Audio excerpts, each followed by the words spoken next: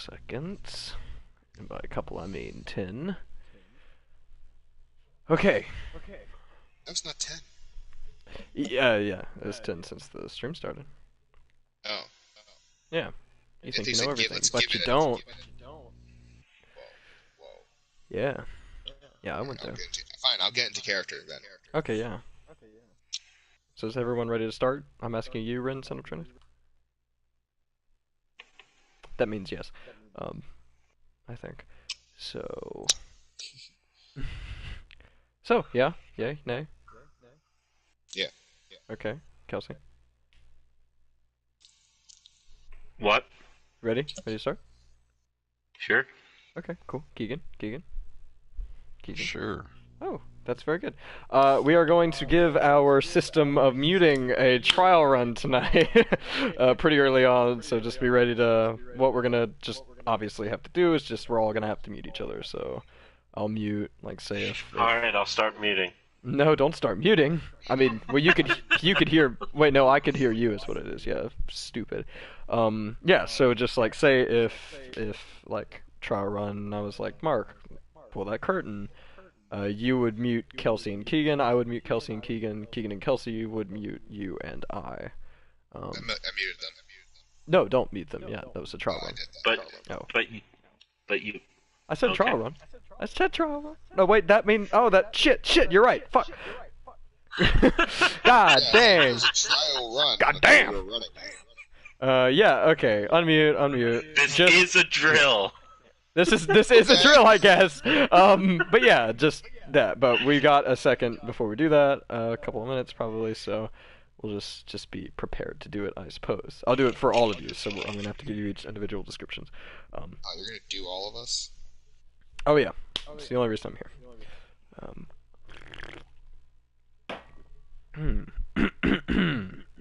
So, so last session. You guys completed the prison break / heist and thankfully achieved both of your goals, to free the Doctor from his Thieves Guild captors, as well as to retrieve some sort of magical weapon that Eddard Stone was rumored to be in possession of. Your plan, however, did not go perfectly, as Ren, our favorite son of Trinith, really the only son of Trinith that we know of, was struck down and fatally injured. He clung to life, despite his injuries, awakening after a brief period of unconsciousness just in time for Thogak to escort them out of the Corvellian complex. After the party rendezvoused back at the Perch, at the end of the day, and after a solid hour and a half of lockpicking, Drathiel finally managed to unlock the lockbox that contained this supposed weapon. We did go just slightly further beyond that, but we are going to backtrack just a few minutes before that. So, it is currently nighttime. Excuse me. Oh, all of you are probably enjoying this moment of reprieve as you overlook the city from this high-up vantage point. You've all taken a short rest by now, so feel free to apply that if you haven't already. Apart from Rin, who is still lying on the table in the middle of the room, what are you guys doing?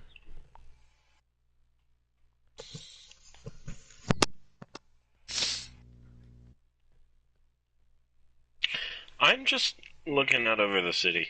Okay. If we backtracked a little bit, Just before the box gets opened, so. probably, chilling Zogak behind him, leaning against wall somewhere or something. Edgy. Okay. Yeah. So, Thogak and you, I mean, really, anywhere you are in here, especially when all of the doors are open, like they currently are, minus one, instead of the double doors, you can... Oh, actually, I have a picture of the layout, just the general shape of the inside of this building. Oh, also, let me send you this. And just to backtrack again, well, you'll see what this session is called. I did kind of formulate a rough, it's not like gridded, but it's just the general shape of the perch, what it looks like kind of on the inside.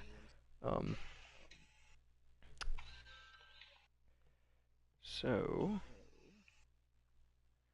the four rectangles, top left, like, or top right, bottom, that at the top, the bottom, the right, and the left are the balcony. They're separate. Yeah, looking over the city, and you can really see it even if you're in the thing, just looking opposite through one of the open doorways. Um, it's a like relatively calm night. Blackbriar. It's not too hot or humid. It's kind of cool actually. Um, Still very overcast. The sun, or not the sun because it's nighttime. The moon is not really even peeking through the clouds like it has been the past couple of nights. And Thogak, as you look over the city, you think you might hear kind of a distant roll of thunder.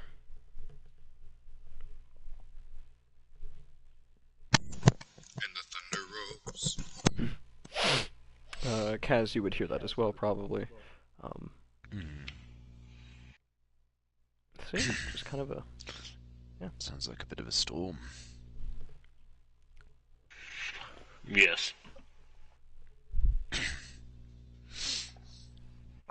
Also, Tarathiel's taking his sweet-ass time. It's just a storm, Dick. Sit down. Alright.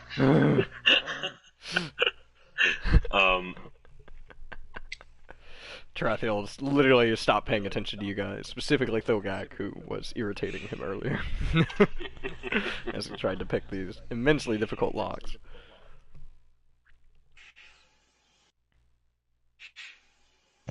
Okay. Yeah, I'm just like glance back and then keep looking back out over the city. Okay. Rin. Kind of watching to see if there's any more Thieves Guild movement that I can see or anything. It is quite dark towards the bottom. I mean, really, just the streets are dark. There's not really moonlight, so you can kind of just barely make out, just normal movement through the city, I suppose, and just kind of the dots of lantern light around. But it is rather difficult, especially from this height, to really make out anything specific going on. If anything, you do notice almost less activity on the streets. I mean, not a lot of open activity happens at nighttime, as you are aware. Yeah. So Rin, Dr. Clockwork is applying cure wounds to you, to your wounds. He's kind of finalizing his process of healing on you, which he's been enacting over the past like hour and a half, while Tarathiel is finishing with these locks. You feel the somewhat comforting warmth of the spell as it finally seals the wound across your chest after several passes to kind of really work it out, and then the deep cut across your neck. The latter of which, however, still feels kind of raw somehow, as if it might like open back up if you crane or stretch your neck too much. So he kind of, I imagine he kind of just like has his hand on your chest and he lifts it up. He takes a few steps back and kind of looks at you, looks at your neck, kind of like, and then he says to you, okay, try and sit up for me. And I sit up slowly. Okay. Okay, good. Can you speak?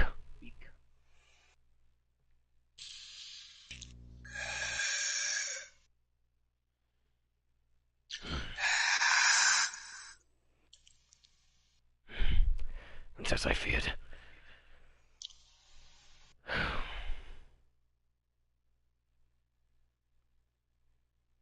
He just kind of looks put out.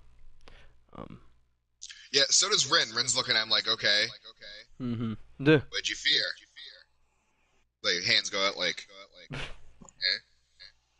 He just kind of slowly walks over to you and just kind of pats your shoulder and like hangs his head. I can't promise that your voice will return to you, son of Chernith. And like that anime, like black and white crack, like run through. Yeah. But that is not to say it will be gone forever.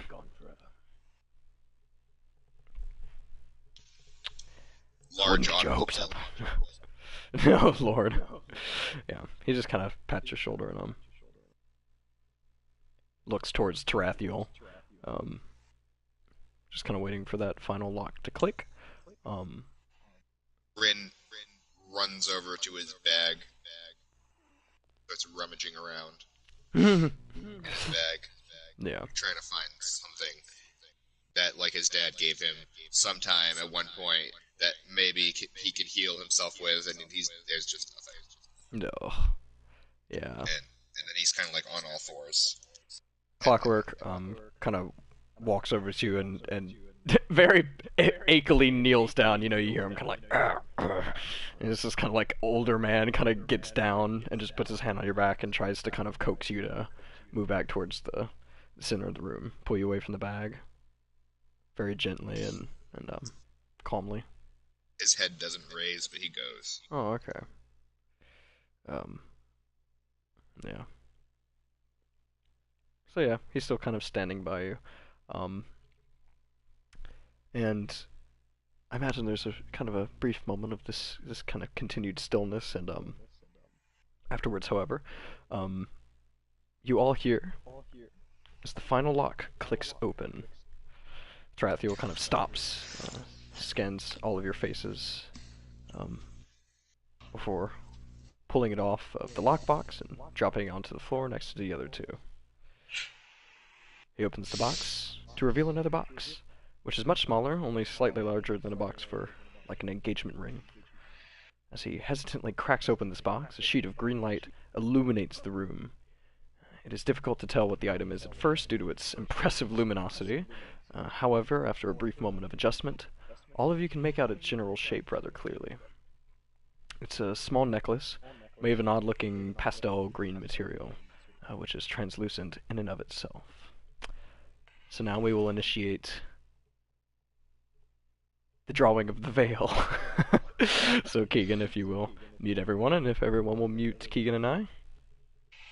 Except for you, Keegan, don't mute me or yourself. No!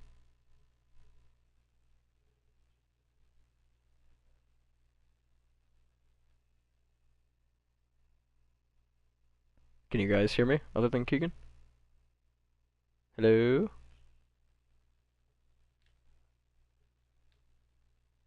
Mute chat audio. Okay. I think that did it, hopefully. So, if you can still hear me and you're not Keegan, probably mute me. Alright, so, Kazara. As you begin to make out what this item might be, the scar on your palm, as well as the ones that run up part of your arm, begin to ache and sting until a sudden wave of definite pain originating in your palm shoots through your entire body. You hear an odd, resonating, ringing noise pounding against your eardrums, and you can almost see Varian contorting and writhing with a similar pain. For just a moment, you get a flash of an image. This necklace held at the end of a string in front of a twisting tree with an identical pattern seemingly grown into its trunk. As if you if you look at the title card, that kind of overlapping pattern on the necklace is on the main trunk of this tree just before it kind of twists into all these crazy branches. You recognize this image from a certain dream you had of a memory that you can imagine belonged to Varian. Alright, we can unmute now. And go ahead and mute me. Alright, hey, I'm back, if you can hear me. Oh, let me message them, I just realized.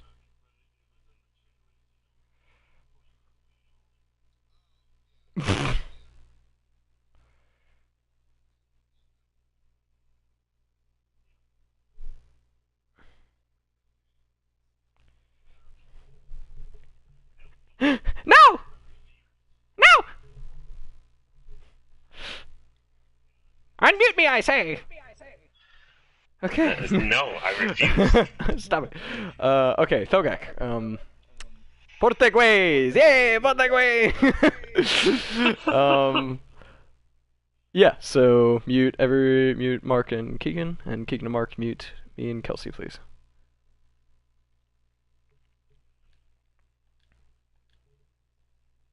Yes. I think so. Just in case.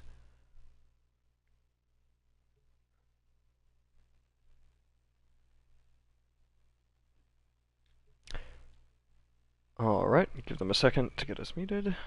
Give you a second to mute them. You good? Yeah, they were muted for a while for me. Fine. Okay, so as you begin to make out what this item might be, you begin to hear an odd, resonating, ringing noise building in your ears, as well as in your chest. For a moment, you glimpse a brief image in your mind's eye. Evelyn, holding out her hand towards you in a distant dream. Glass-like cracks run up her arm until she eventually explodes into 1,000 tiny shards in front of you. You do recognize this necklace. It once belonged to Tarathiel.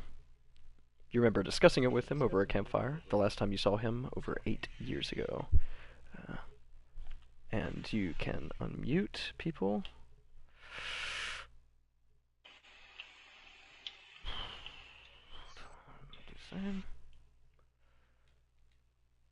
No, I don't want to view the fucking profile. What the fuck? Okay. And me, really. Alright, Mark, we're gonna draw that curtain. Kels, you can go and mute me. Keegan, go and mute me. And yeah, and Mark, if you haven't already. Mark, are you here? Okay, alright, cool.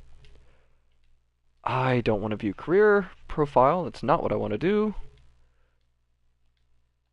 And boom. Okay. It's just us, Mark. I think we're alone now. This is true. In fact, you can't say anything at all anymore, so just shh. Not really. Please talk out of, when you're not being your character. Okay. Rin, as you, I imagine, kind of lean against the table, you get a little bit of a better look at the item as it kind of unglows, as your eyes adjust to the glow, rather. A shooting pain runs through your neck, along with a wave of similar energy, like that which ran through your hand when you placed it on that mysterious tree. You also hear that all too familiar ringing in your ears, along with a resonating hum in your chest. As the glow of the necklace subsides, you recognize elements of its design. It is made out of an identical substance as that translucent tree based on appearances, and it even has the same design in its middle as the tree did. You also get an unusual feeling of déjà vu. There's something very familiar about the situation that you are currently in. And with that, you can unmute people. Kidoki. Alrighty.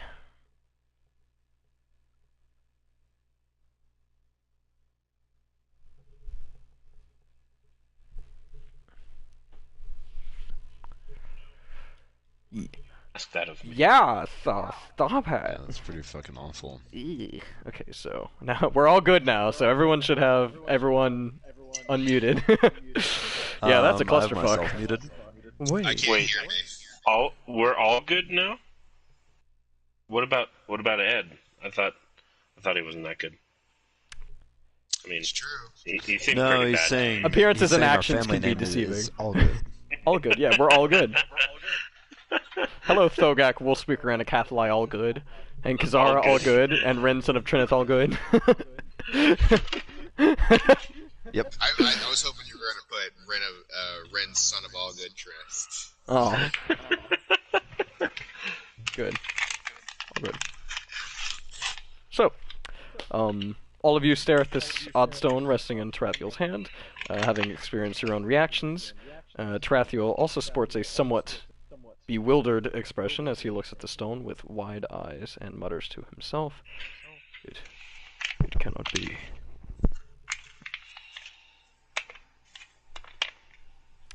Clockwork similarly transfixed on this, and he's looking up between the stone and Tarathiel, kind of like,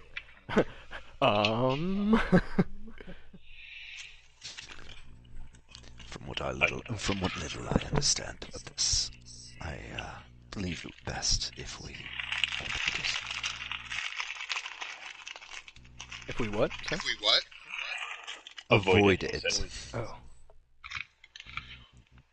I didn't know you were looking for your jewelry. If I did, I would have helped you look for it.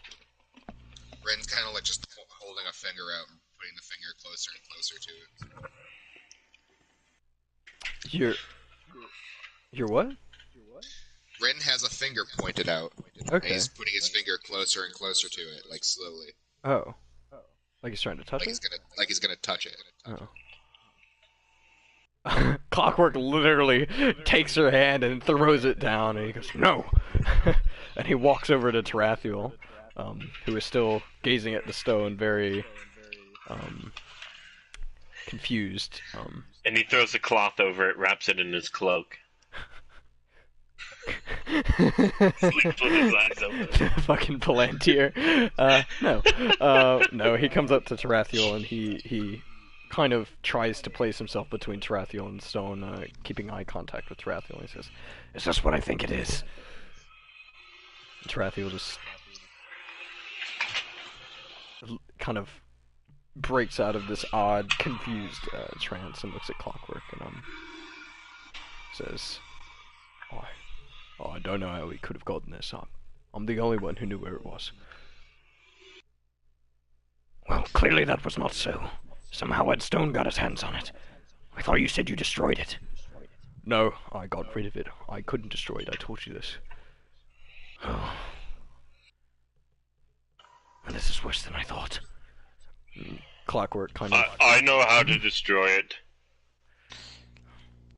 Look, we can continue faffing about, this nonsense, but you gotta fill us in. What are we looking at?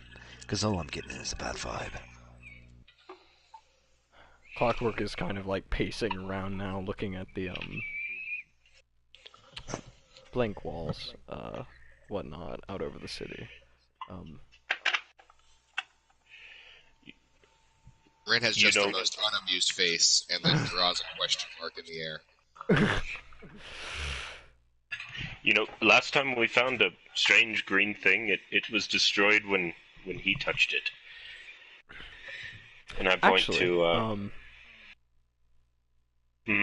Yeah, so that strange green thing, the little specks of green, share a remarkable resemblance with the green of this particular jewel. Yeah, I'll say all of you recognize. Last time we needed to, last time we saw one of those strange green stones, he destroyed it just by touching it. Clockwork hears that and turns around and says, "Who did?" I'm pointing to Kazara. Same. Look, I want no hand in any of this voodoo nonsense. Oh. But I think I can destroy it. I'm afraid it's not that simple. And it is most certainly not voodoo. In fact, it would not be a problem if it were as simple as voodoo. Rin does that hand. Like that. Yeah. The stone you're referring to, was it the one in my office? I touched my nose. One, yes. I wasn't there.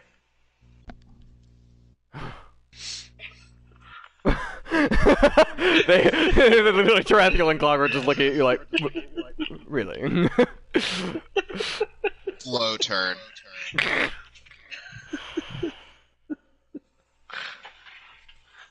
And it exploded, you say, when it came into contact with him?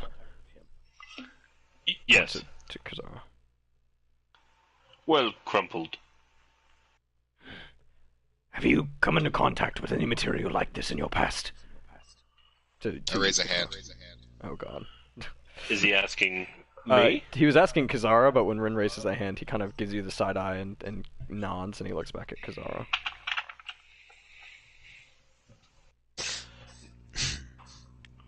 Not that I'm aware of, no. And again, coming from the Underdark, there's all manners of strange rocks we lay our hands on. I shake my finger. At Kazara. Oh, okay. Like, no. Indicating no. And then I go, and I put my two hands together and like put them above my head. Like you're diving? No, kind of like they're so like one palm is on the back of my on the back of the other hand, and like my two thumbs are touching, and like they're just kind of like, and my fingers are spread.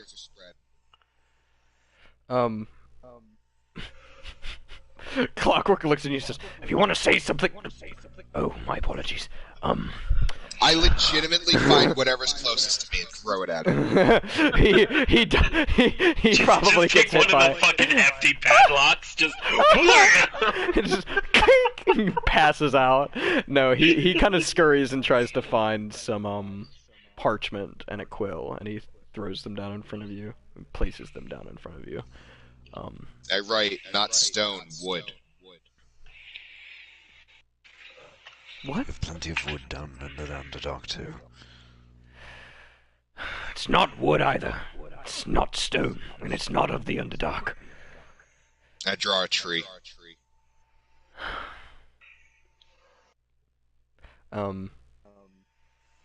Clockwork gazes at this tree that you've drawn, as if he's seen something that he didn't want to see, if that makes sense. And he looks at you, Ren, and kind of gives a slow nod, and he says, "Yes."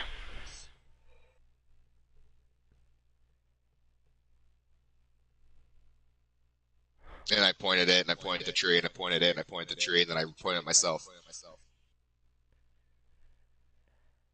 Then at my hand, and I take my hand, I point at my hand, and then I touch the drawing of the tree. You have touched the tree. I hold up a thumbs up. Made of this material. He points at the necklace. Thumbs up. Oh, it's worse than I thought. I wanted to talk to you about You this. like repeating that, don't you? Yes, I'm thinking. This is difficult to explain.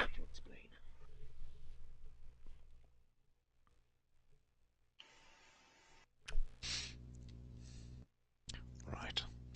Well,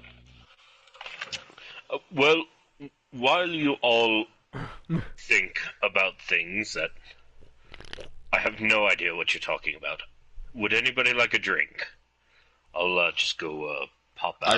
I raise my hand, and then normally people put up 2 fingers to make it a double. I put up 4 fingers. I just nod. go with a glass of wine. Then I start heading out to the closest shutters, I guess, and Oh, the doors. Yeah. doors, yeah. And if nobody stops me, I will leave to go get that stuff. Clockwork will. He says, "Wait." Go get that stuff? Oh, No, thank no. you. Yeah, Clockwork goes for you. He pulls out a notepad and turns to him and says, "And what would you like?" No, he says, "Wait. You were needed here for this." I was afraid of that. He kind of, goes to, like, a far corner of the room so that he can see all of you, Tarathiel and Kaz and Ren and Thogak, and he, kind of paces a bit, and then he turns to face all of you, and he says, "I'm willing to guess that in the past couple of days you have all seen or heard or experienced things that, simply put, are not natural. Apart from everything that's going on in the city, of course."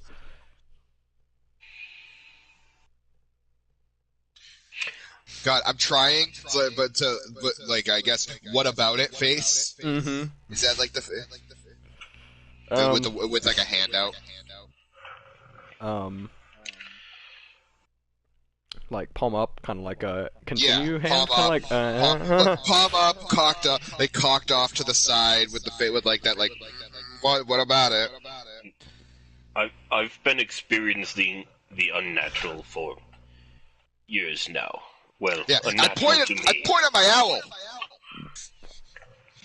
Oh. To be frank, at this point, I don't even know what is natural or not anymore. These are all fair points, but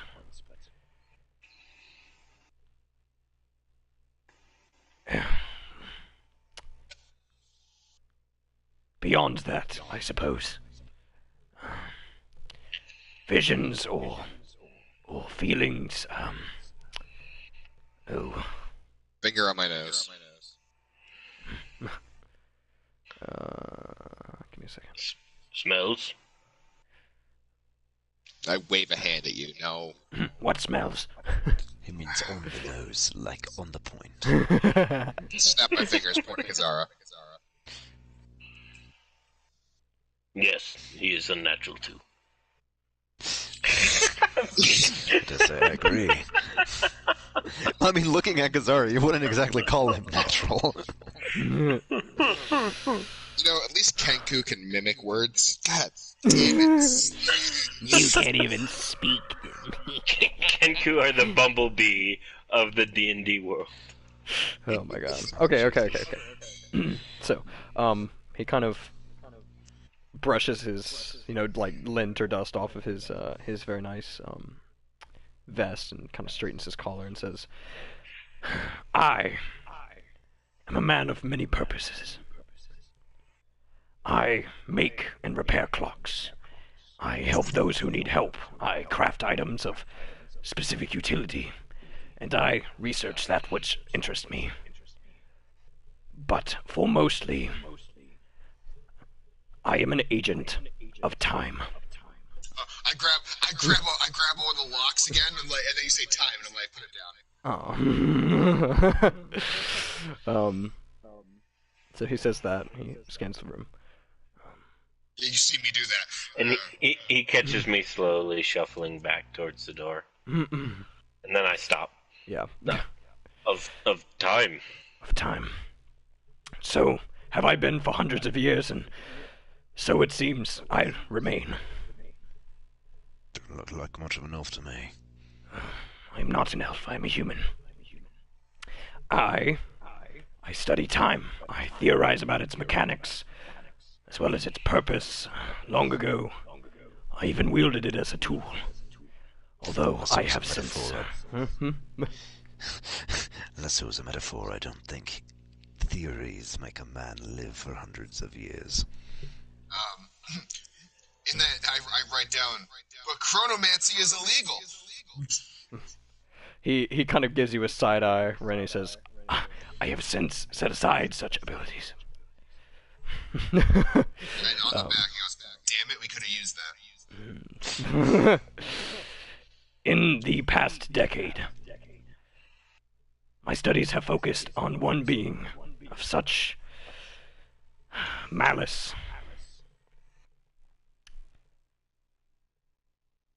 He kind of takes a pause. A dramatic pause, I suppose. Thousands. I'm working. Jesus. He hasn't said yet. Well, you said Jesus. I was like, who? Jesus, our Lord and Savior. No. So this is a bit long-winded, so bear with me.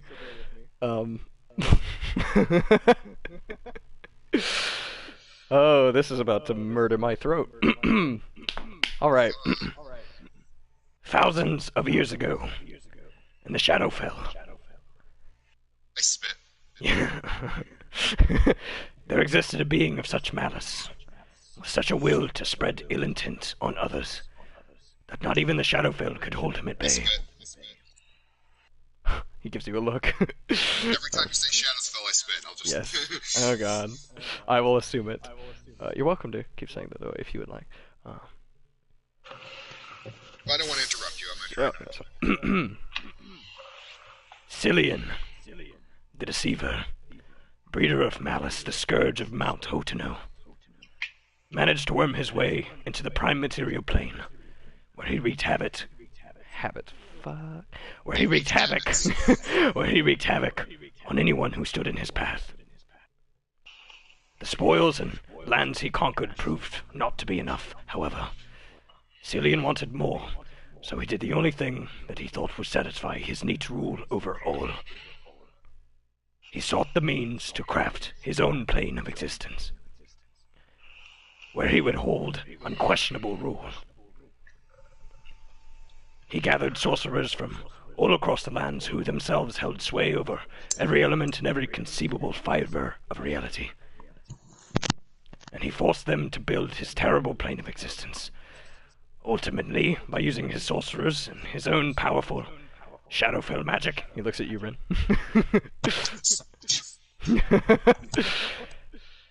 He succeeded at crafting a plane that mirrored this one, save for one vital inclusion. Cillian could not find a sorcerer capable of imbuing his plane with a continuous flow of time. Thusly, the plane was horrifically unstable, and those who ventured into it and came out with their sanity intact came telling strange tales of a place that mirrored both the future and the past and the present simultaneously. A place that echoed all of the potential or pre-existing timelines all at once. In time, it earned its own title, the Shattered Plane, a name which it was given due to its own unstable aesthetic which resembled glass, or rather broken glass. Cillian could not fix this main defect, which threatened to deconstruct all that he had built, until one day it occurred to him that his greatest problem might be an invaluable tool. After copious experimentations, Cillian discovered that his plane's utility was that he could use it not only to peer into the future, but also to travel into the past, and create or potentially corrupt any timeline he saw fit. Cillian's power grew exponentially in a matter of days, but even that wasn't enough. Cillian sought total control, and so he hatched a dangerous plan. Cillian, along with his sorcerers, devised a key of sorts, which, when charged with magical energy and placed into an intersection of time itself, could open an intersection between the prime material plane and the Shattered Plane. If left open long enough, it is thought that the two planes would eventually merge into one, which Cillian, holding power over the Shattered Plane as he did, would have complete control over. Thankfully, a resistance, which had been building under Cillian's nose, and his volcano Laden Caden. In his volcano-laden capital city of Terrafell, led by Marin Alario, the Great Owl, along with his followers, the Order of the Owl. Marin fought Cillian in a battle to end all battles, resulting in a timeless sacrifice. Marin managed to trap Cillian inside of the plane without a way out. But in order to keep him there, while the plane was being sealed, Marin was forced to stay as well. He trapped himself inside the Shattered Plane along with Cillian, and it is said that they are still trapped there to this day. Over the years, there have been those who have tried to open the Shattered Plane and release Cillian and his malice once more upon the world. Tarathiel finally, at last, breaks his silence. It was one of these people who took the lives of my parents. So, you mean to tell me he wasn't just going on a bedtime story rant? No. I shake my head. Well, do carry on. I have various proofs that this story is true, although the majority of it I have constructed from various tellings and retellings, all of different detail, but the main through line remains that Cillian existed, came to the prime material plane, created the Shattered Plane, was caught inside of it, and remains there to this day. Oh, sorry. In the past decades, I point at the owl because he didn't mention it. Who? Because he said he's trapped there to this day, and then I say, and I point at the owl. What owl? The. I point at my owl. Oh, okay. And then I'm trying to add the owl into the story because he's a great owl. No, not that owl. No. Fucking face palm. In the past decade, my studies have focused on Cillian and his unnatural creation. I have sought information as well as theorized about its potential utility, as well as the dangers it poses to the multitude of various worlds, timelines, and dimensions, and I've come to the conclusion that if it were to be wielded as a weapon, it could destroy the very fabric of old reality. I do not know how Stone might have come across this item, he points at the necklace, nor do I know why he aims to use it, but I do know that it must be destroyed at all costs, lest we face the destruction of all that is natural in this world, and in all the other worlds like it.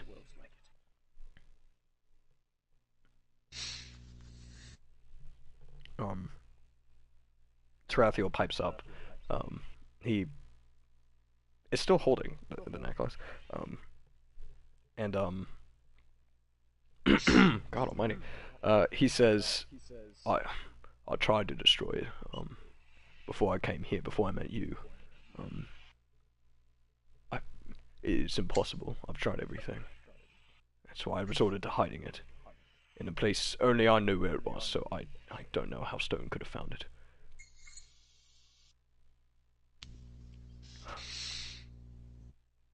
From what I know, Ed has plenty of his own ways. I wouldn't put it far beyond him. And as with every hiding spot, you throw enough resources at it, it will come undone.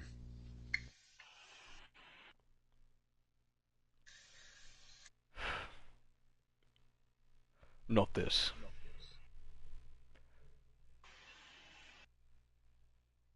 Well, you say not this, but he clearly had his hands on it, so... So, get to the point. How does this affect us? What does this necklace mean? For us.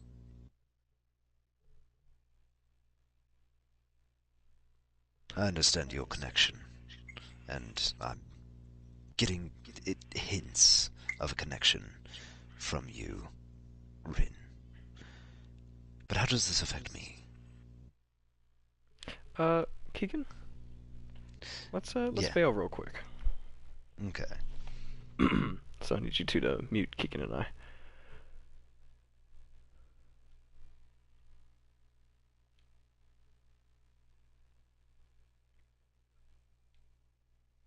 Kelsey, are you here? Mute Keegan and I. Yep. And Mark as well. Or don't mute Mark, but Mark mute Keegan and I as well if you haven't already. Alright. Okay. So, Kaz. Throughout that narrative, oh geez, how do I... okay. You, perhaps yourself, didn't get any sort of visceral reaction, but there is an undeniable connection to it that you can tell sort of a reaction, I suppose, that Varian is having, as well as to an extent even certain images, I suppose, that maybe belong to her, certain things that kind of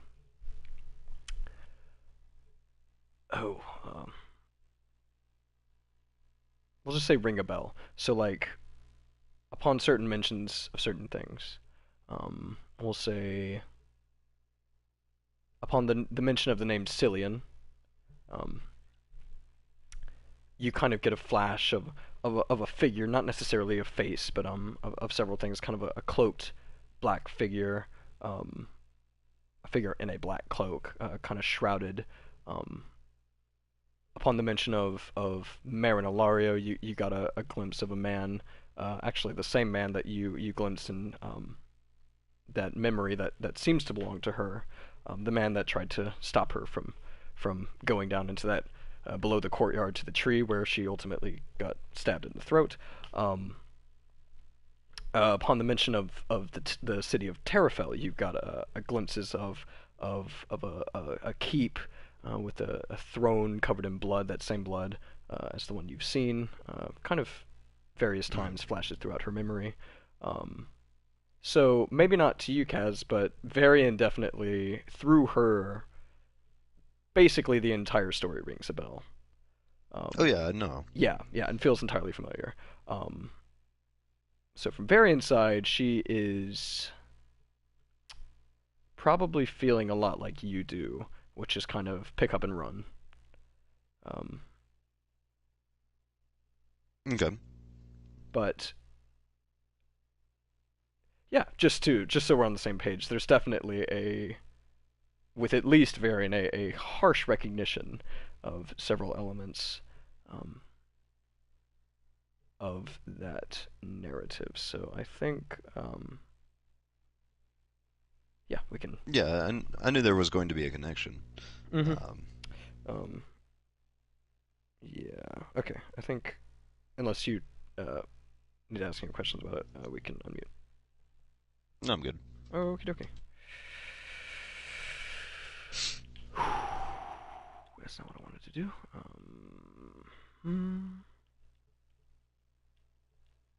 All right. What? What's rude? Tell me what to do. Unmute me. You can't, because I'm muted.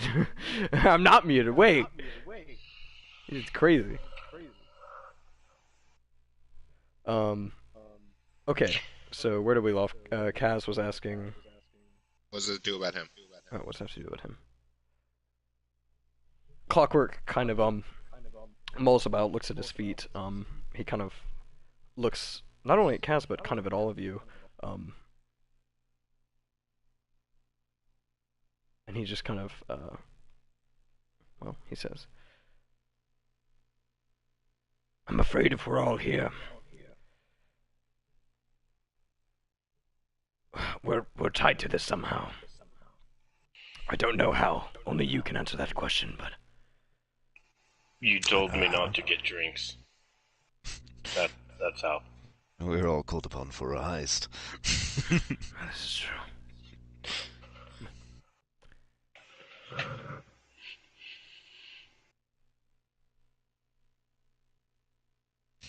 But if you're saying I'm in any way connected to whatever that nightmare of a story was, I'd rather pass.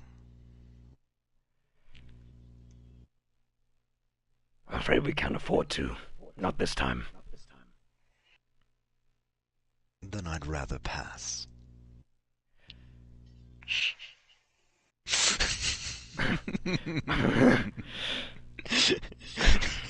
Master Kazara, with all due respect. The last time someone's called me master, it was not a very happy time in my existence, but please continue. Are the times any happier at the moment?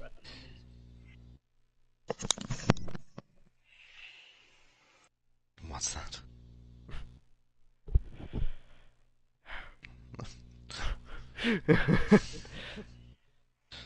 With all due respect. This is my life's work. If I've discovered anything in my studies, it's that time as we know it is shockingly conscious. I label myself as an agent of time because I cannot deny that at various times it has made a pawn out of me. yes? While you're saying that last part, Ren has been furiously scribbling. Okay. He's kind of glancing that while he's talking to Kaz, but he's definitely addressing Kaz. And I mean, he's addressing all of you, really, but, And then Ren holds up a paper newspaper when he's done and goes, what it reads is, I'm glad we can help you with your life's work, because I just paid my whole life to do it.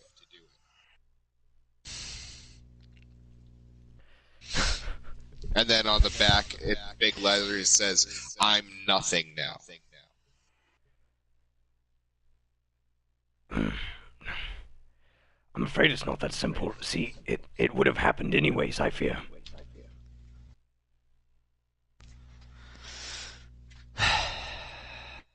It's conscious, you see, time. Throughout my life, I label myself an agent of time because it has used me as a pawn on numerous occasions. It influences and it uses. Yes, you've mentioned as much. We're all here at this moment for this. And he points at the necklace. Then I think it means we're supposed to do something about it. This We slay time. No. would be an easy solution. If anything, But time this- is on our side. We're trying to save it. I hold back up. I'm nothing now. And then on a new piece of paper, go, "How's that on my side?" You're always welcome in my village. He kind of motions to Thogek like, I'm afraid I cannot answer your question, son of Trinith. I do not know. And yeah, he's been saying this whole time. He gets up, he does that like Italian, like, "Oh yeah, no, I get it, yeah." Oh, you can't. He walks over to whatever there's a pile of, because you had to move shit off the table to put me on it. probably And like rolled up just- maps and stuff. Yeah, just throws all of it on the fucking ground and walks to the corner.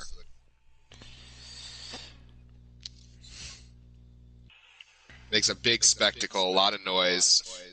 Fucking tips chairs. Walks over to the corner. You have to understand, he's currently going through the thing that a lot of drow like myself go through. Because if there's some god with some grand plan, why is it that their plan so often screws us and helps them?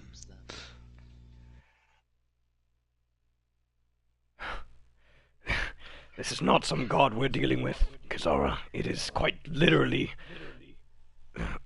part of the fabric of reality. All of reality. It's no different from a god then. In a way, I Makes up suppose. time, just like some other god makes up thunder, and the other one makes up lightning. One makes up evil, one makes up good. What's the difference? Just the other ones have names. This one is just time. As incomprehensible of a concept of an entity as the thing it controls. But that's the thing, see, it does not control time. It is time. If the god I of time control my dies, body, and time I am continues. Kaz. If you die, Kaz dies. If the god of If time time dies, dies. time does not die. It continues.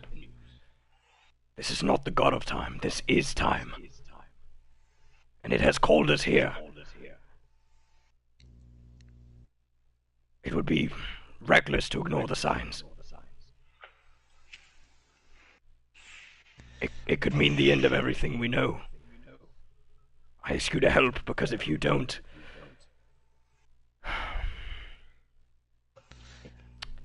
He just kind So of shakes his head. we just kill Ed. Killing Ed would seem like the wisest decision. And let me just ask, there's infinitely many more competent people. You don't need some psychopath, a bard who can no longer sing, and a half-giant who is just looking for his friend. I try to throw something at you, but I also don't want you to see that I'm crying, so it's kind of just over my head. Like behind my back, just like that. I know, I apologize, Rin, but I'm saying it how it is.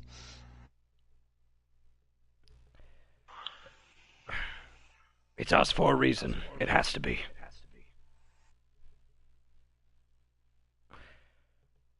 Or else we've already lost. Well, judging by the fact that I can sense conversation's been going on for very long. I think time is still around.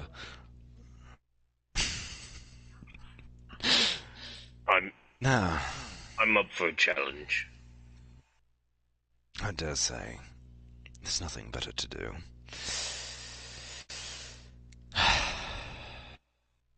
So what's your plan, then? Can't exactly go and head to the plane of...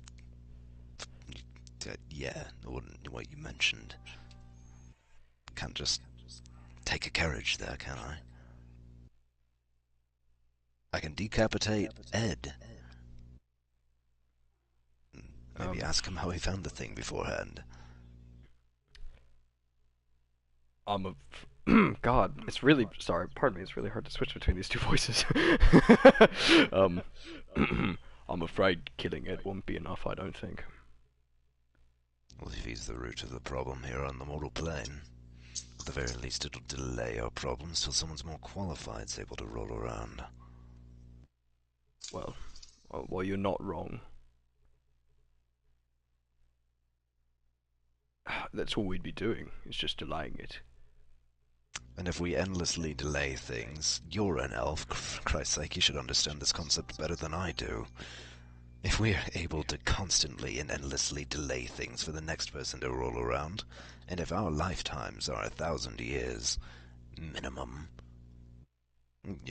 excluding other things getting in our way. I mean, shit, 5 people doing this in succession. It's 5,000 years. It's nothing to a god, but... I don't see the utility in delaying it any further when we could destroy it once and for all. Okay, then how do you suggest we do that? You just mentioned we can't destroy this thing. I don't know, there's got to be a way, right? We just have to find out how. If it's basically a battle between space and time, I don't really believe there's much of a way that us fuckwits with magical swords and, muscle and, sick guitar playing skills are really going to do anything against it. It's not a battle between space and time. Technically, it's a battle between time and not time. Lack of time. No time. Forgive me, I'm not a theory crafter like you are. I'm only able to grasp the most basic of these concepts, so I'm going to say things that don't make sense to you, but you get my gist. So, you said this other land that was created. It was glassy? In a manner of speaking, it's not that it's glassy, it's that the elements that pull it together are incredibly unstable. Therefore, things break as if they were made of glass, but that's about the extent of it. What if I saw someone break as if they were glass? He kind of perks up. He's like, that could mean something. Have you seen this?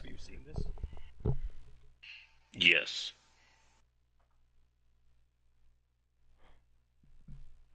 He's looking at you like, He's like nodding a little bit like, yes. Thogak is just overly simplistic, so he just leaves it at that. Just, yes. Spit it out, where? When? In my dream. Go on. It was Evelyn, and she shattered in like glass, and there was lots of wind, I think, and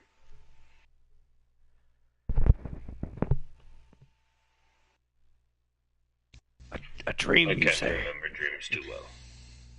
Yes, it was not like my normal dreams. Interesting. Tarathiel pipes up and he goes, Evelyn. That makes sense. That's why he wanted to keep her. He was probably using her to charge this. And he holds up the necklace. And Clockwork kind of nods, like he's like, yeah, okay. He's like, Yes. That would make sense.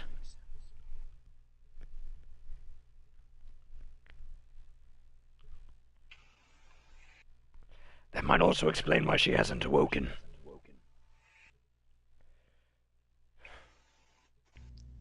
I'm a little lost. You'll have to fill me in. It's also in Destiny. That's why she's not awoken. it's true. She's not awoken because she's. And it isn't what Dragon's Dogma. That's why she's not arisen. Yeah, sure. We'll go with that. Dark arisen.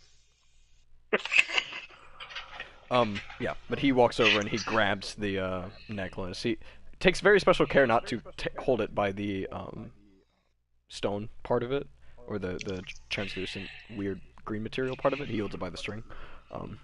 In fact, in such a way that he kind of has to like take it out of Tarathiel's hand. He can't just snatch it. Tarathiel lets him do it though.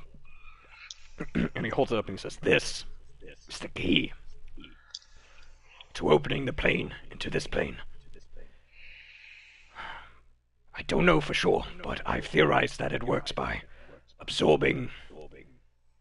No, not absorbing. Stealing the magical energy and essence of a being and charging itself with it. This might explain why Evelyn is so weak, and perhaps why she's not waking up, because quite literally she's been drained of all of her essence, her energy, her life force even. I told you it was stealing your mind. Tarathiel kind of is like, yeah, okay.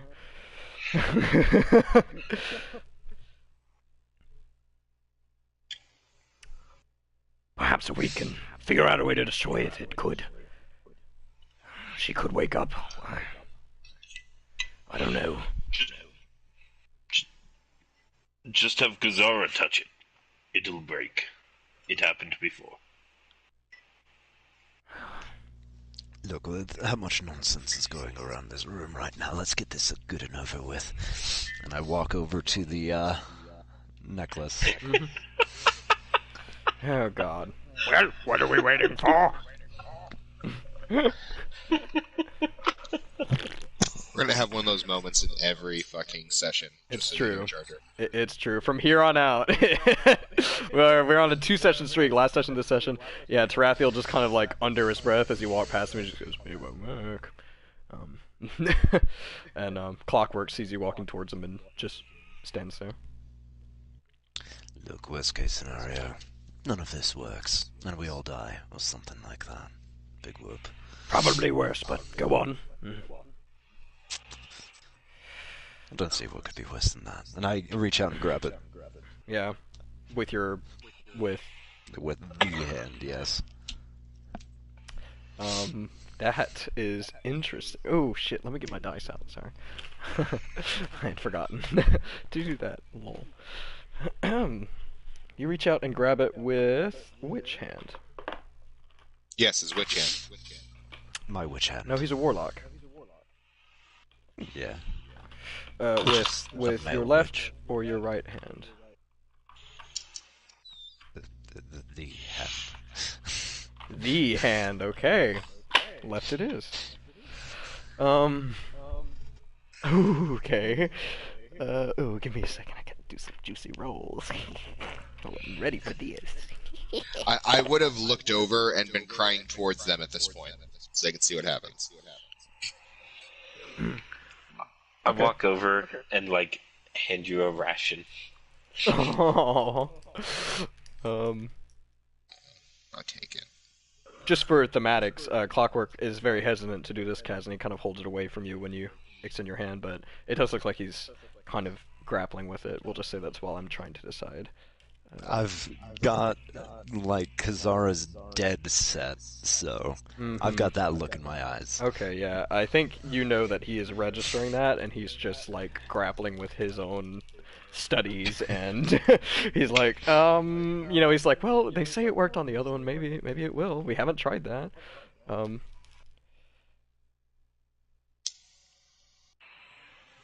Why do you think this will work, out of curiosity? It worked on the last one. I don't think it'll work, I'm just interested. And Now hand the damn pendant over, you're holding it just fine. And what happened with the last one? It broke. It's just that simple. It hurt my head. But it broke when it touched you. As far as I understand, yes. We kind of forced you to touch it too.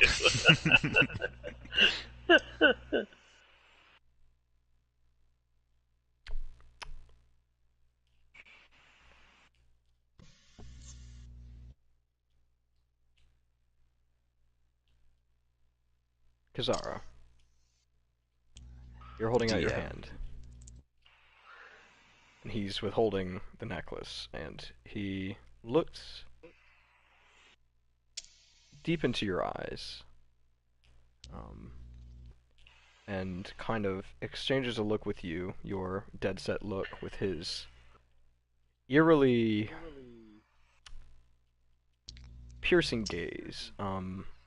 You register within him for a moment a sort of inquisitiveness,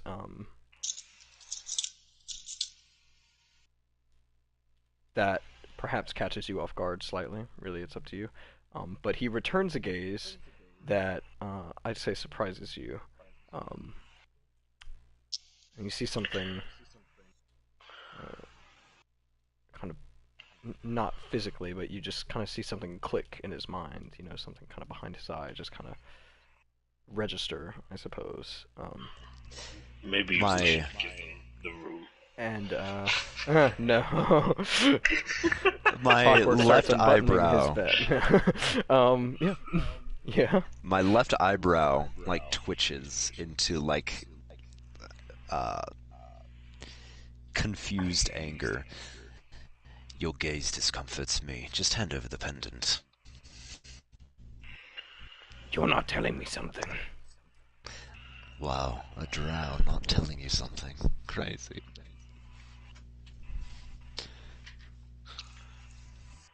Just hand me the pendant. He very slowly.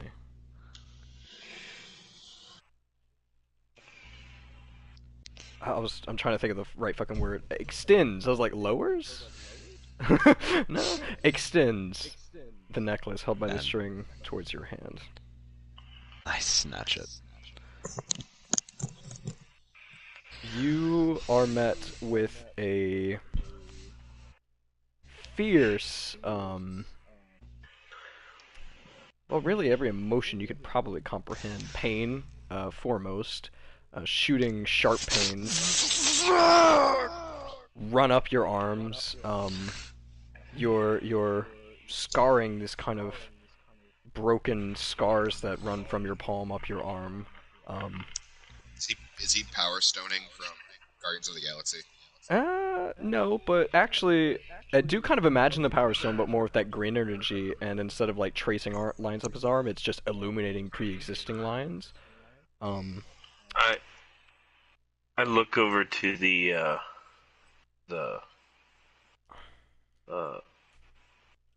crowing. This Time Lord. What's happening? I'm kidding.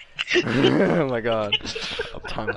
To continue with Kazara, and Thogak, this does look probably vaguely familiar to you. This kind of visual of these cracks running up an arm like this. It looks a lot like that. Maybe it's just now in your giant pea brain that these scars look a lot like the cracking that occurred in that dream along Evelyn's arm. But yes, Kazara, intense pain, just kind of working its way up your arm through these cracks. They begin to light up with that same green. You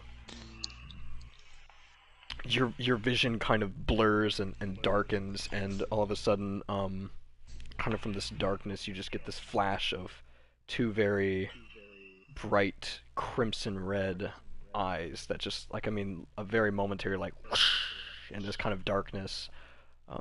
You feel the pain of 1,000 knives stabbing you in the neck, 1,000-fold. You get a glimpse of this necklace as it kind of hangs in midair above you in a certain cave in the Underdark, almost at Shadowfell. Similarly, you feel Varian kind of revolt from this feeling as well. You kind of get an image of her laying on the ground in a dark room, holding her neck, blood pouring out of it, reaching up towards a similar jewel, or, well, the exact same jewel, but similar to as you did. You get another powerful flash of the other man that stopped you and tried to say something to you in that dream, and it really just all rushes to you. We'll just say, all of it, everything is confirmed in a matter of speaking. I'm going to collapse to my knees and just hit the ground as hard as I can. Okay.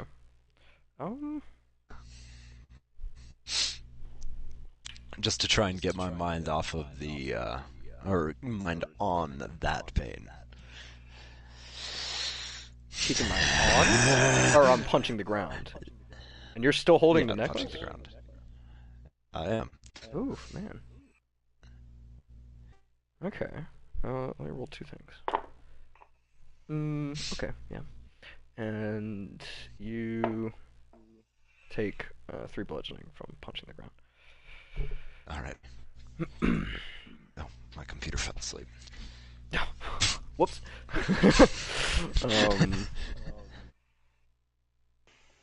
Okay.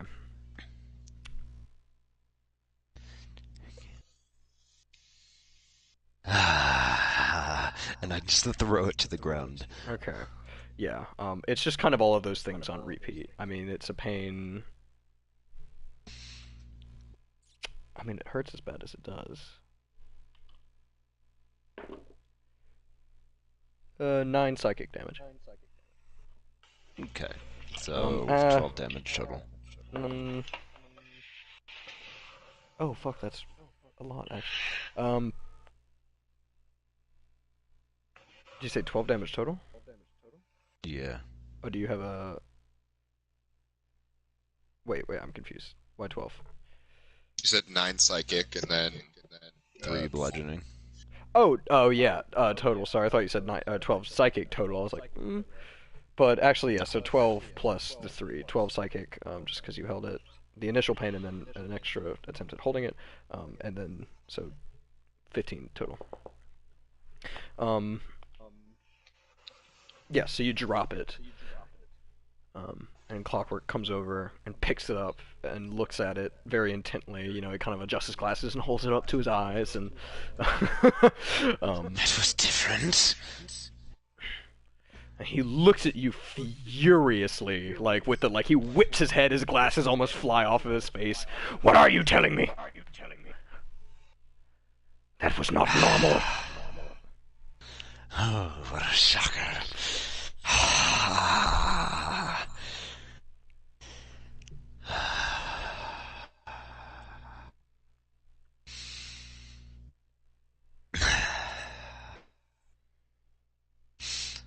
Well, it didn't work.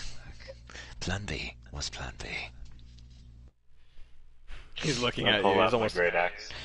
He's almost tapping his foot. He holds his hand up to you, Thogak, and he looks at you, Cass, and he just says, No. I do not think you understand the importance of the situation.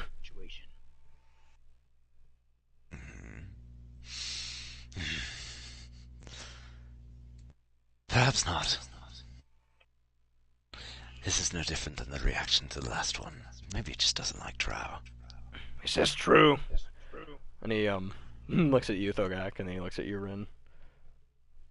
Rin's still crying, he just was in that direction now. He looks at you, Thogak. Is this the same thing that happened last time?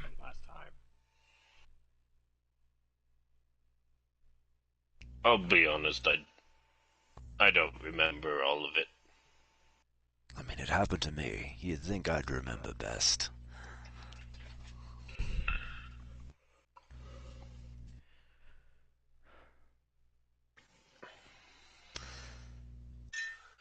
You're sure you don't want to tell me? Just to be clear, it could mean not only your death, but the death of every living being in existence. If not there, slavery and torture for probably an infinite amount of time. I'm like kneeling right now, and I kind of But like also brush for my no time. lips with the back of my hand and just look. And I hands up, then down back on my lap, looking down, shaking my head. All right, I died. I'm living now. Crazy, right? All because of just some little psychopath that invaded my mind in the process of me finally meeting my end. Name's Varian or something like that.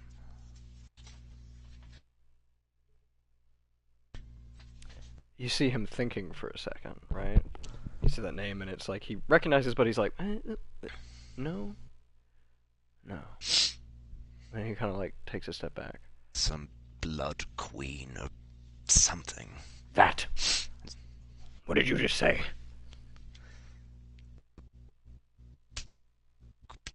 He said or something. No. Yeah. The Blood Queen.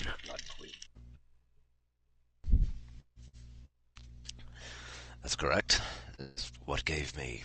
And I manifest my onyx cloak with the red and black. It's what gave me the red half of this. Interesting.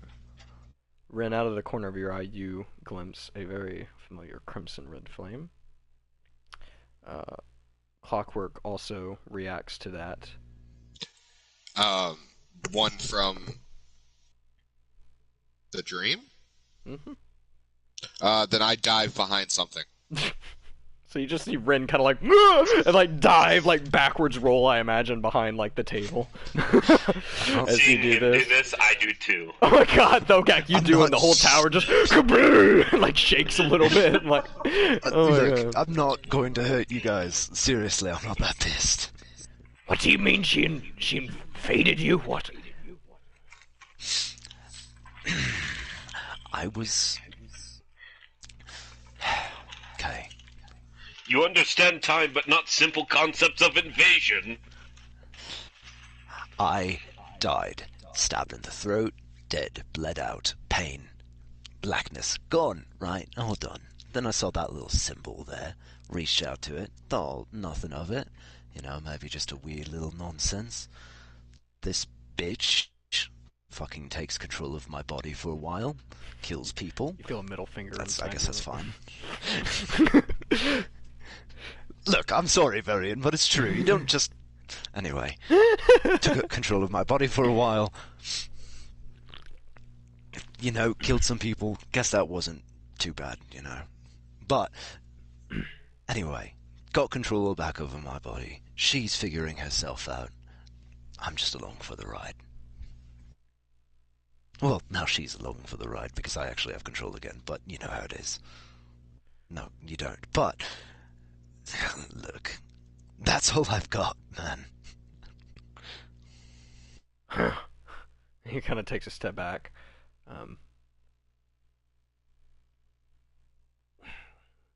When you say you saw this symbol, And he holds up the necklace. what do you mean? Can you be any more specific?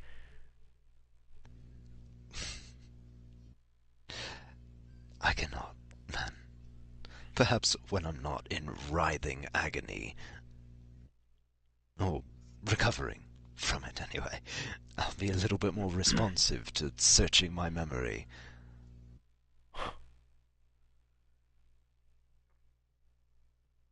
Well, I look over to where Rin had dived. And I like, is it safe now, Rin? Rin's shaking and holding his head. my God, boy, what is I wrong say with hi, you? Nathan. I put away the cloak. Oh, yeah. It's very clearly distressing the others. I guess I'll put it away. Tarathiel standing off to the side with a fire extinguisher. He just slowly puts it, not really. What the devil are you holding? Why is it so brilliantly red? So magnificently red, crimson. No. But yeah, Clockwork kind of thinks for a second. He says, "This Blood Queen, what do you know of her? Do you share her memory? Do you share anything apart from a body?" Well, she has a voice that is not quite a voice, always. She speaks, communicates with me. In fact, as I was calling her a bitch, she mentally gave me a good old fuck you. And I share some of her memories. I assume she shares some of mine. Not that they're thrilling or anything.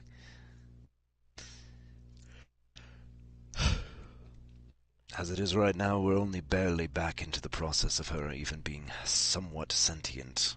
Not but 30 years ago, she was just malice, emotion, an impulse. Well, I don't know much of this Blood Queen, but I think it's a miracle you haven't been shredded from the inside out.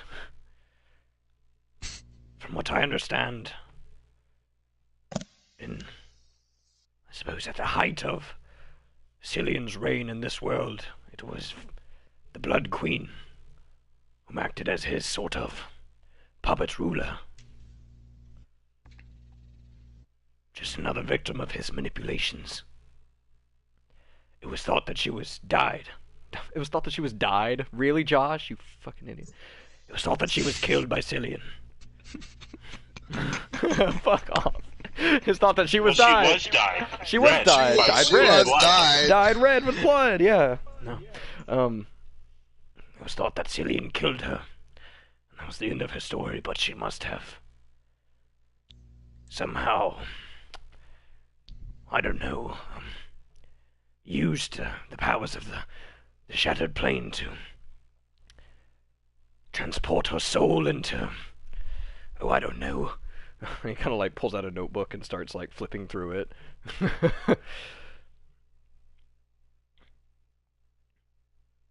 Right. Well, either way, she's here to stay, as far as I know. Well, Ah, God. well, that explains your connection to this narrative. Great. Just what I was looking for. Thogak is clearly here because of Evelyn, but beyond that, there must be something more. There's more to his tale, no doubt. One does not get the name Wolf Speaker without being a exceptional soul. I also know Tarathiel.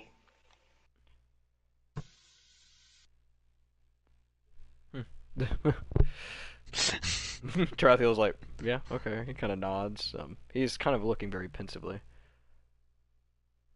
Like pensively. Like pensively. Like a whistle. I've shared my secrets. Tarathiel, what's his connection? Rin, what's his?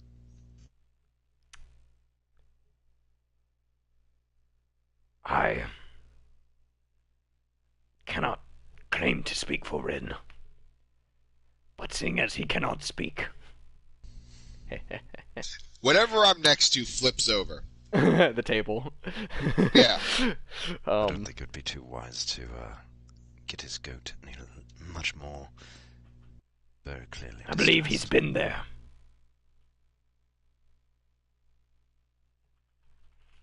I nod.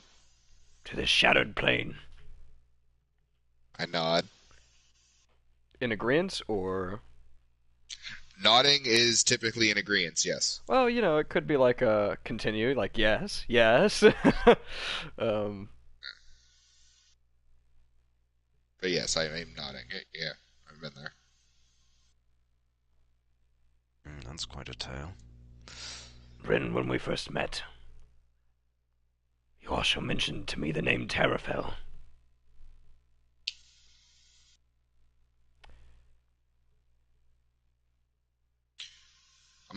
So Ren takes a Yeah. piece of paper and writes a yes on one side and no on the other. Just holds up yes. I'm trying to remember what you told him. Honestly, that's been almost as long ago. I mean, literally, that's almost the very beginning of the campaign. I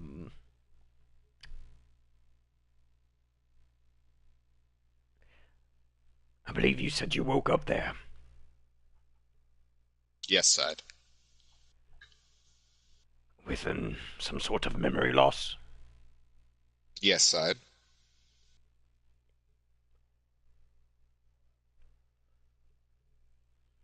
I believe you can put the paper down.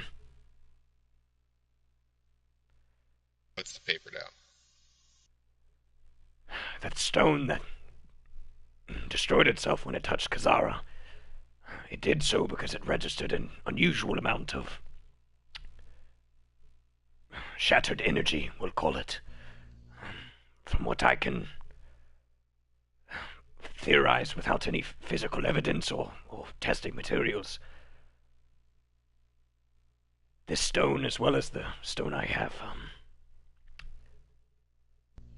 these flecks of green, this odd transparent material, is quite literally made from the essence that separates the timelines as we know them. That energy that creates a wall that cannot be seen or penetrated. When exposed under the right conditions, it solidifies and turns into this. And he holds up the necklace. It's why it reacted so incredibly when it was touched to Kazara, and why it began to glow when I exposed it to Rin. Typically, this does not happen unless someone has somehow been imbued with the energy themselves. That is how I know you've been there, Rin, son of Trinith.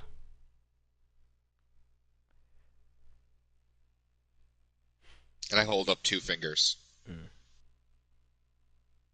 Like index, middle, thumbs? Index and middle, indicating the number 2. Twice? Thumbs up.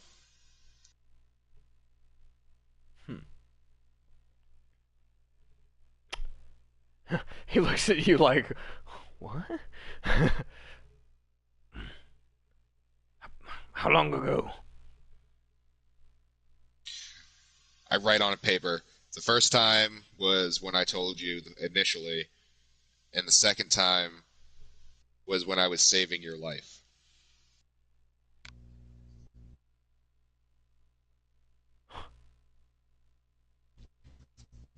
Yeah, he looks at you with a sense of bewilderment.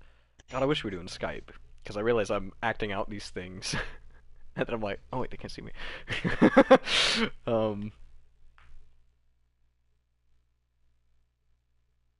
Yeah, and he just kind of shakes his head. You see, something brought us here.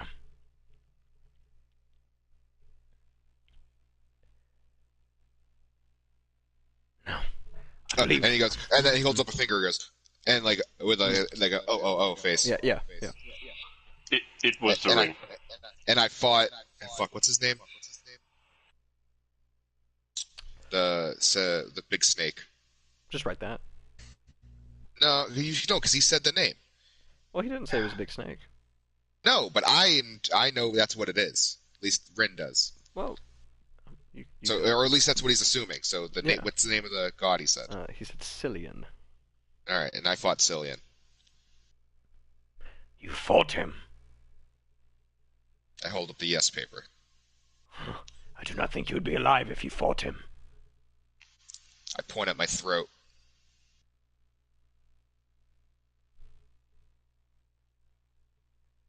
Oh, sorry. He's looking kind of like, oh, like his eyebrows, his eyes, kind of like, oh. That explains the wound. and then I point at the owl, at my owl, Yeah. and I write "saved me." Oh, you are very lucky indeed.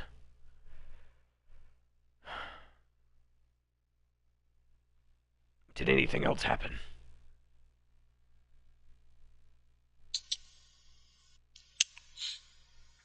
I hold up a finger as in wait, and I get a bunch of parchment together, Yeah. and as a bard, I write in detail my dream, my entire dream. Okay.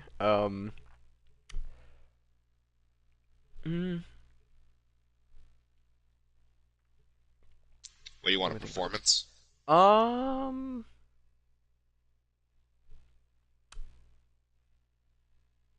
I will ask for either a history or tell me the main points you'd like to make. If that makes sense. So, like... No, I'll roll a history then. Yeah, okay. Because I want him to know every detail. Okay. 22. 22. Yeah, okay. So you recap it in pretty good detail.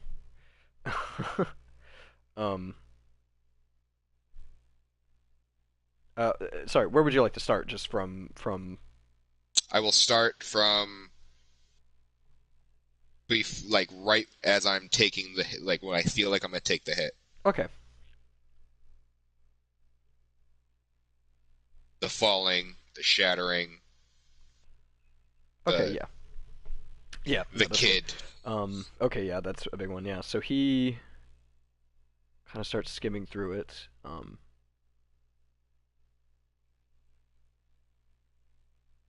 Does anyone else want to kind of try and scoot over and read it?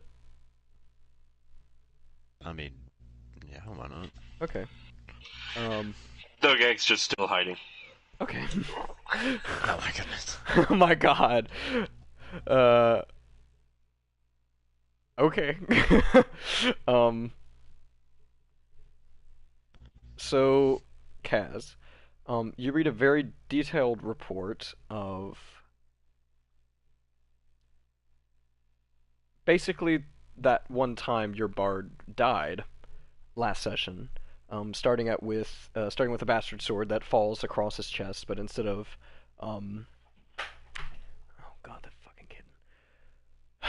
Instead of dying, as the blade makes contact with Ren's chest, it shatters into a million pieces, which kind of travels down the blade through the handle, through the guild member, to the ground, to the walls, and the entire room explodes around him. He begins to fall. He crashes through what seems like a pane of glass before landing on something much more hard. Substantial. Yeah, substantial. The ground, basically. He wakes up in an apothecary, where he has been bandaged up, but there is no cut across his chest.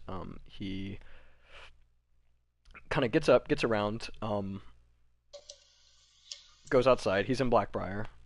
Everything looks right. It's kind of sunny, which is a bit different, but apart from that, nothing seems too out of the ordinary. How in detail do you go with the kid, Mark? Do you write past experiences? Or just what happened in this room? No, I write a kid who I'll just put a kid from a different dream I had, from the first dream I had, and then then just that. Okay, That's so the only yeah. indication of it. You read about this child who Rin claims to have seen in different dreams, stealing one of his drumsticks off of him, chasing him, or Rin chases the child into an alleyway where, after a bit of not very successful bargaining, Thieves Guild members approach Rin. They kind of ambush him. The kid obviously set up this ambush. And let's see. Basically, they try and specifically they come to cut Rin's armor off, which is a bit odd. They question him about the Thieves Guild symbol on his armor. He's still wearing the Thieves Guild armor from your guys' heist during this. And when Rin goes to stop them from doing this, he unleashed a thunder wave and a punch of the mallet, both of which utterly, quite literally shattered his enemies into thousands of pieces, much like the, well, experiences you have experienced. Before the entire surrounding the alleyway, all of Blackbriar, the people kind of stopped appearing, so they're just kind of by themselves in this alleyway. All of the light drained out of the sky, entirely black, minus a kind of a green glow towards the top of the sky. Out of the cracks that formed in the alleyway from his thunderwave, this kind of mist poured into the bottom of the alley, underlit by a green glow. That should sound familiar. It's noted on there. Does not get you high if breathed in copious amounts. That is noted. He and the child was very terrified of him, but he managed to talk the kid down. The kid thought he just killed several of his people. All of a sudden, one of the Thieves Guild members that ran away when the world started changing like this gets catapulted back into the alleyway, hits a wall about 10 feet off the ground, smacks it so hard he basically flattens, and then falls to the ground. The child and Rin hear a kind of a slithering beast of some sort, some very large size, outside the alleyway. Both of them make a run for it out of the alleyway down the street. They're obviously being pursued by something, of which they can only see two crimson red eyes glowing in the darkness down this main Blackbriar street. They manage to make it into a building where, after a failed stealth check, the child makes a noise. Some sort of tail or something, serpentine, crashes through the ceiling, snatches the kid out of the roof, and after a brief moment, a huge plume of crimson red fire is blown into the building. Ren just narrowly manages to make it out of this room. He takes cover behind the door that he closes. The door is blasted off of its hinges, carrying Ren with it, blows him into the middle of this room where he sees this glowing pair of eyes looking at him through the doorway again. Some sort of he can't make out any features, but this very serpentine shape, I suppose, these two red eyes. Upon noting that it's about to probably breathe fire at him again, he flips a table over, takes cover behind that. That gets blasted with fire and sends him out of the shop window, which he very skillfully lands. I think he would have noted how skillfully he did that. Yeah, totally without getting harmed at all. No glass in me. Those were the exact words on there. Hey, he landed on his feet. He did. He ran as fast and as far as he could, weaving through alleyways to try and get away from the serpentine creature. It pursued him nonetheless, breaking apart buildings as it tried to get to him until Ren came to a dead end. After a somewhat failed attempt at trying to scale a fire escape, the creature undoubtedly had him cornered, reared up its head, undoubtedly serpentine, some sort of giant snake of these glowing red eyes, raised up to blow fire on him once more, but was, after the sound of large flapping wings could be heard, dragged out of the alleyway by something else, notably probably of equal size, before a somewhat booming, deep voice told him to run. A hole was opened up in the wall behind him, and Rin ran once again into darkness. He found himself in a place entirely dark with that similar green smoke on the ground, lit from within by a green glow. That is, in which he heard a ringing noise, seemingly trying to get him to go in a direction. Having done this before, Ren decided not to go in that direction, and instead walked in the opposite direction for a ways before coming across some sort of rubble, which reminded him of a place he had been previously, the ruined city of Terrafell. Thinking this, he once again walked in the opposite direction of the ringing, which had since returned, and found himself in the middle of a circular courtyard. That should ring somewhat of a bell, Kaz, if I'm not mistaken. Upon walking towards the middle of the courtyard, he ended up falling through the courtyard, landing on an odd sort of bridge structure in a very large circular room. The two bridges, actually, it's the same as the symbol on the necklace and on the tree, except turned sideways. So it's a bridge that goes over top and a bridge that goes under, in a large spherical room. On the very top bridge, on the top of the top bridge, there is a tree. Unlike the one that you've seen, Kaz, this one is made entirely out of that same jade green energy, kind of solidified into the shape of this twisting tree with that symbol in the middle of it on the main trunk. upon getting closer to it, it started to pulsate and circulate with that glowing energy until it got so bright as Rin touched it with his hand, feeling an immense amount of energy kind of enter into his system. All the while, since he was running from the serpent, he felt that cut on his chest slowly starting to kind of slice across over a elongated period of time. Upon pulling his hand off of the tree, a hand that was not his reached around and grabbed him by the mouth and the nose, while another hand held a knife to his throat and in a very sinister voice said something. Both times, because I believe that was the second time it was said to me in that dream. Yeah. Yeah, the first time I say it comes from the serpent. Okay. And the second time I do mention that it comes from it says services are no longer required. There it is. Then afterwards, the knife gets dragged across Ren's throat. He falls to the ground dying as a sinister laugh can be heard as a cloaked black figure stands above him, holding the knife, as Ren is slowly enclosed, I guess, in darkness. Darkness surrounds him entirely.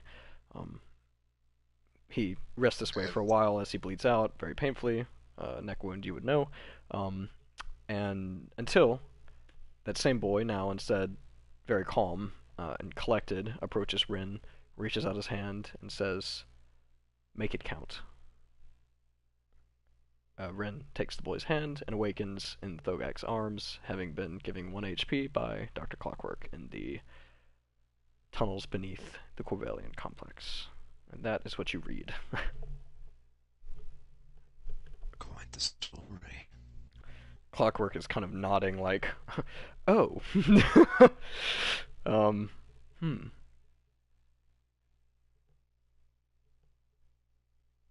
Just Christ, stop. Yikes. What, sorry? Started just blaring advertisements as I was trying to open D&D Beyond on it. Oh my word. But thank you for sharing. I understand your connection now. I hold up the OK sign. And then I take the paper.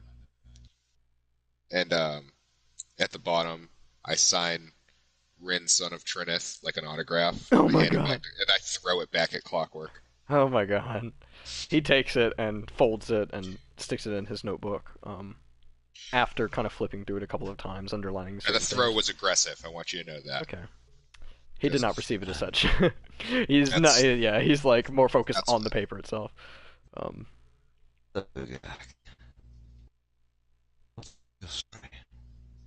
Okay. Kelsey? What? I couldn't hear Keegan if he was talking to me. Okay. What's the story?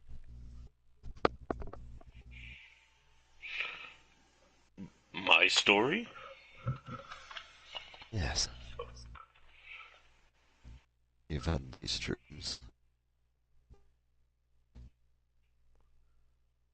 Yes, I believe I said everything important. Alright. And how's Tarathiel involved in all of this? Actually, Clockwork does that. He kind of looks at Tarathiel and... and Tarathiel, who's been very quiet this whole time,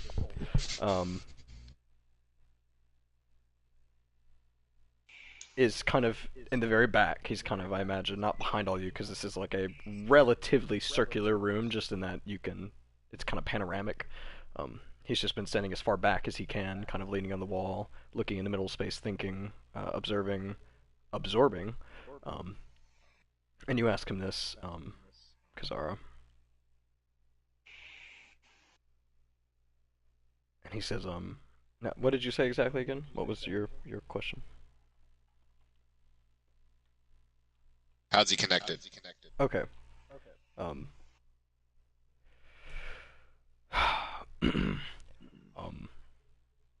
Oh, well, that's literally the one person we didn't need to leave the party. Shit. Ugh. Oh, that could be bad. I'll just send him a party invite. Oh wait, PlayStation ruined the party system.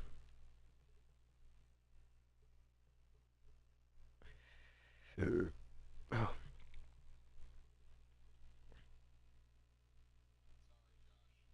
Hmm. That's fine. Trust me, it's good. It's good that other people know this.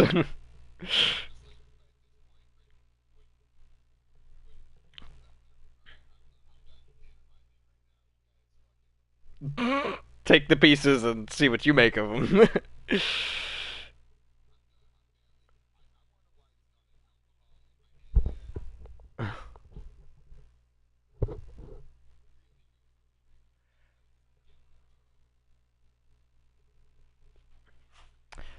Give me a perception check.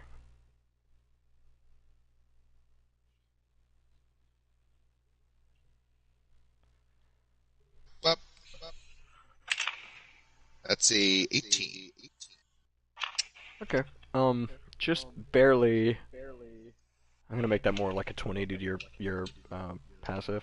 Um, just like very barely peeking out from like a large pile of like various papers and maps and things. You see what looks like the corner of a small cask of some sort of barrel maybe. In the very corner, one of the very back corners of this room. And then after I throw the clockwork to papers, that would be where I go. Okay. Yeah, you kind of. It's very easy to sweep these papers off. It appears to be some sort of ale, cask of ale. Is it tapped?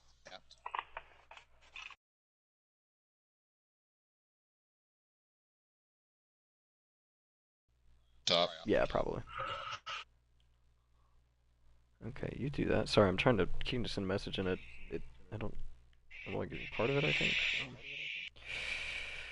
think. Yeah, it's ale of some sort. You think? Doesn't matter if it tastes good or bad. It's going down the hatch. It's homebrew, but it's aged homebrew, which is somehow less potent, do you think? But it's alcoholic, so. Seeing him open this, I head over and start drinking some too. Okay. How much are you taking? It is just like a kind of a small cask. Just not much. Okay. There's probably a good like 4 solid-sized mugs of ale you think in here. So. But there are no mugs. Keep that in mind. There's just a cask of ale. So. Rin's filling up his water skin. Okay, yeah. So divide it how you will. I'm trying to. Oh wait, is that just to me? That would make sense. Then, whatever doesn't fit in the water skin, he gives Thogak some. Then he drinks the rest out of the keg. Yeah. Acceptable.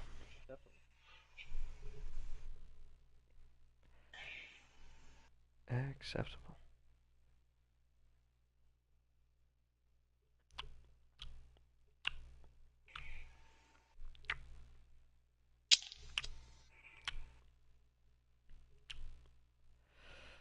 Oh.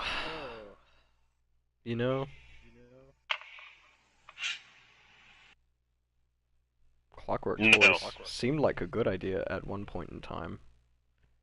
Probably like a year and a half ago. Yeah, like I love my character Sluggo that I LARP as.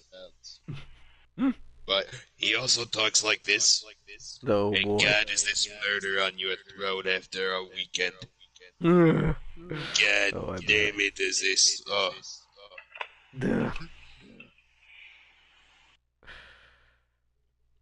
At least I know if I like cough up blood tomorrow, it's not that I have throat cancer. It's like, oh, okay, I was doing that voice like all night, so I'm good. Yeah, you should be. Oh. Ow.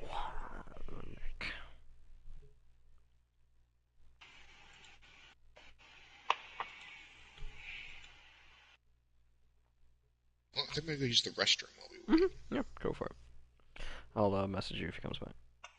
Okay. If you're not. I'll tell you. I was gonna say, I'll either tell you, still in the bathroom, or okay, on my way. Yeah. One of two outcomes. And let me put in the...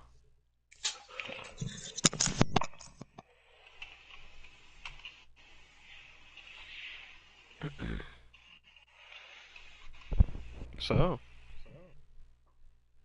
how's it going? Mm-hmm. Yeah, pretty much. You enjoying the session so far? Yeah. That's good. That's good. Are you? Oh yeah, this is a big one. This is one of those things I've been waiting to get off my chest for like 2 years. You know, I mean. Some people get surgery for that. Why would I do that when I could write a D&D campaign about it?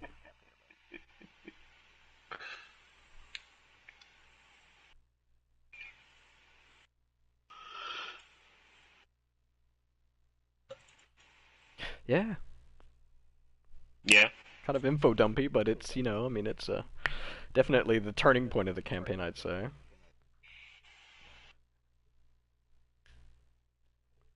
Well, I mean, we can turn as much as we want, but there's still 4 exits.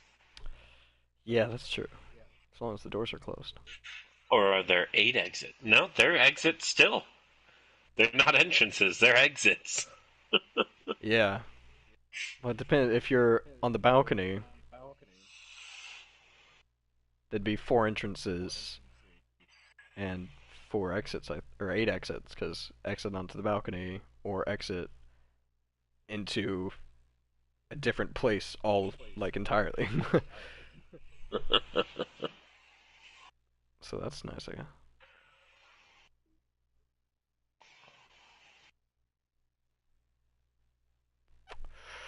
Yeah, yeah.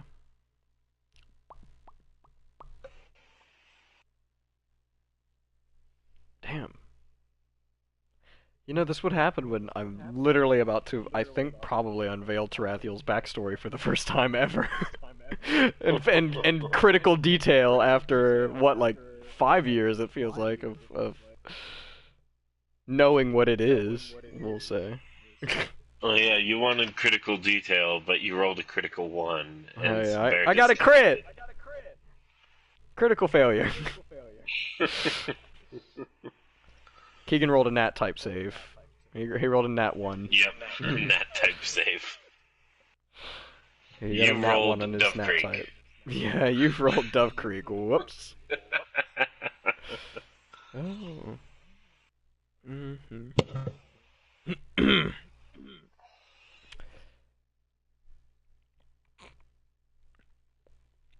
If I kill Clockwork next session, don't be surprised. It's just because I don't want to keep doing that voice. It sounds like you love it. It's shockingly doable. During that long speech, I thought I was going to die, but afterwards, it really only hurts right after I do it, and then it's fine. Yeah. It's kind of hard to switch between it and other things, though. Yeah. Then why switch? Just keep your voice always at Clockwork's voice. I don't want to end up like Rin. So I don't think I will. What, you don't want to end up as a magic user? Strange. Magical musician? No, that sounds amazing. Being able to talk? I'd like to do that. Be a very lackluster D&D campaign if I couldn't talk.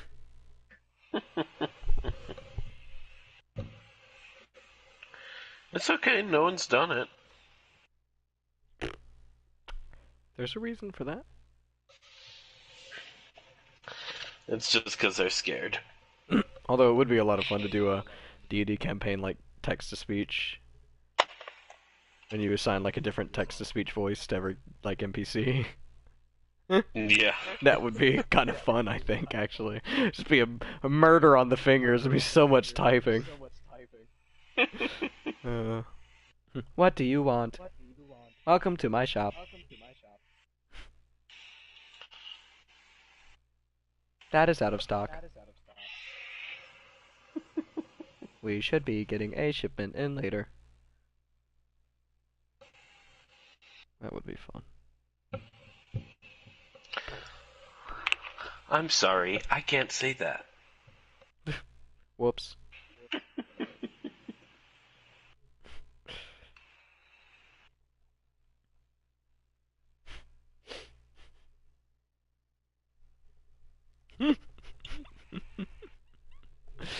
Oh, Lord.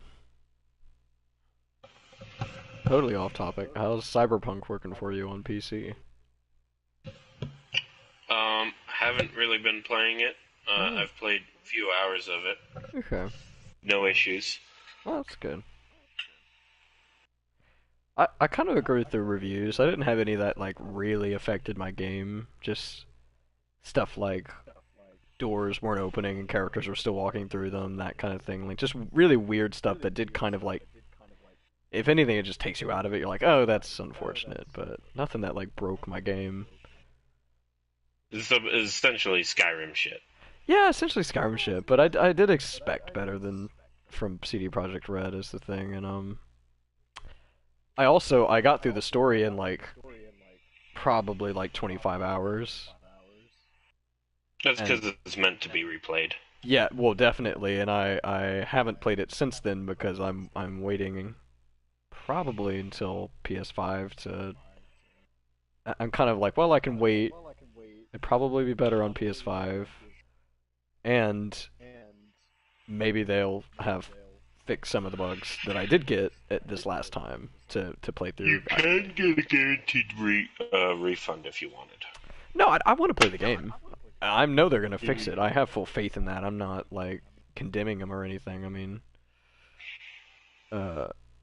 it's the same as it always is. It's the management wants to push the game out, and the devs are like, no, please don't, and then they do anyways, and the devs take all the brunt. Except this time, thankfully, the management is taking a lot of the brunt. Yep. Yeah, I will say another big problem is all the people who are getting way overhyped about it. Oh yeah, I mean, I can say I wasn't really one of those people, thank God. Yeah, I was actually expecting nothing. I was expecting a game I didn't like at all. Oh. So, but I bought it anyway because I like CD Projekt and want to support them. The devs, mind you, not the. Yeah. Well, it's kind of tricky. You have to support one to support the other. It's really just how it works, which is unfortunate, but yeah. No, I mean, and I had a blast playing through it. I just, it's like, well, I haven't played it anymore. I really wanted to like load up my save and do a bunch more side missions and stuff, but I'm like, well, I could just save that for my next playthrough. I want to, now that I know how short the campaign is or can be, I'm probably gonna do a playthrough like Corpo, and then go back and do a Nomad one. And well, there's so much in the game you haven't even touched. No, I agree. Oh, I agree. And I thought I did a lot too, which is why I was like kind of surprised. Because I was doing like story, like hard story, and then I was like, I'll take like this day and tomorrow and do like side quests and get some side quests out of the way, and then I did them, and then I was like, oh wait, this mission that I stopped on is the last mission. Oh. So I just kind of went ahead and finished that, but I haven't. Yeah, I mean that's kind of the idea. Is like I wanted to keep a lot of the side quests and stuff for my next playthroughs, so that I'm not replaying as much as possible. Basically, I'm gonna seek out like my Street Kid story went pretty perfectly actually. I guess I can't talk about a whole lot of spoilers and stuff, but like I really fleshed out the Nomad storyline as the Street Kid, and kind of had this really cool like character arc with my Street Kid where it's the opposite of what I wanted to happen. Originally I wanted to play a Nomad, and have him turn into like a city dweller, basically. And instead, I started as a street kid and ended up a nomad, which is really cool. Gotcha. But, yeah, I can't wait to keep playing it. I figured I'd just wait though. No harm could come from it. I figured.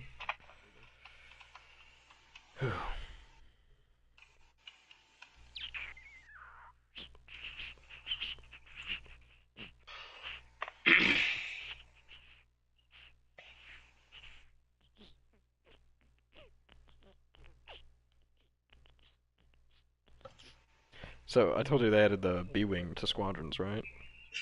Yep. Dude, it's really cool. They added the TIE fighter to the Empire that is like super quick and responsive. It's crazy how fast it turns. It turns too fast for me. I lose sight of people because I turn too fast. I have the engines that make it turn faster. I think I need to take them off because it turns too fast. But it's cool. But the B-wing, one of the things you can equip onto the like the L1 or the R1, your auxiliary, is the gyroscopic cockpit. And what happens is you can hold, like I have mine to L1, you hold L1 and you rotate the body of the ship around the cockpit with the right string, or the right stick.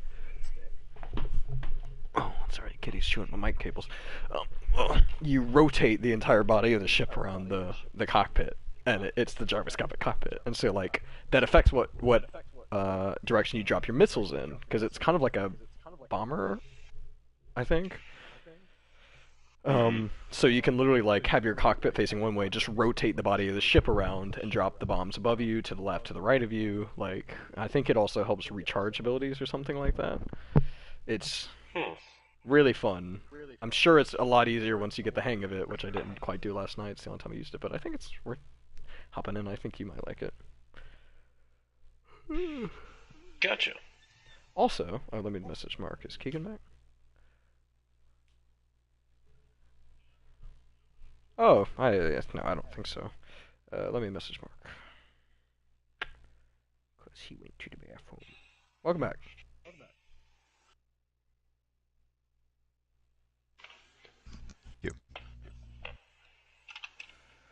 I will say you're still breaking up just a little bit, but I can hear you, so we're going to work with it.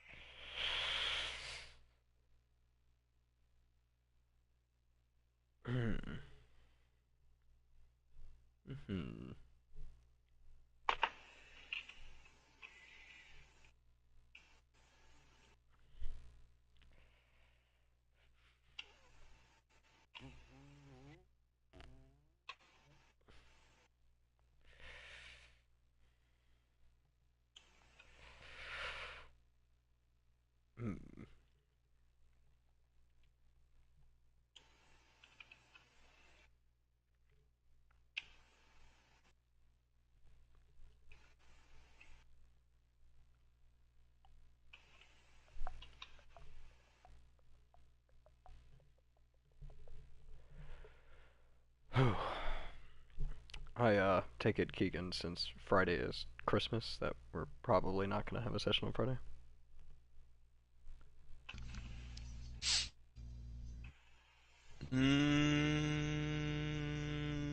Depends on Alex's plans. I don't really think we're doing anything for Christmas night. I'm gonna go ahead and say it's best to assume no. Yeah. Yeah. Let me rephrase. I don't think I can make it on Friday because it's Christmas. That sounds about right. Yeah. Okay. Darn. miss all of those lovable characters.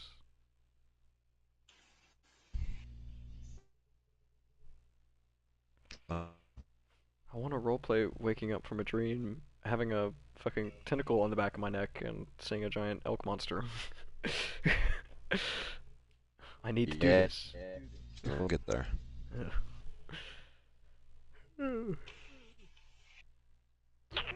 Hey, what's up, cutie? You almost said Momo, didn't you? No, I was going to say my cutie, but it's our cutie, so. Oh, cutie.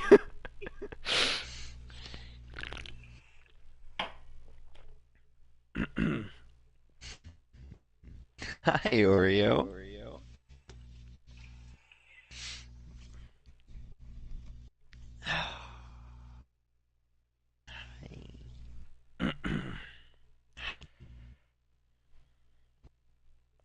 Oh, hey, Kita. What you doing? That's my boot. Don't chew my boot.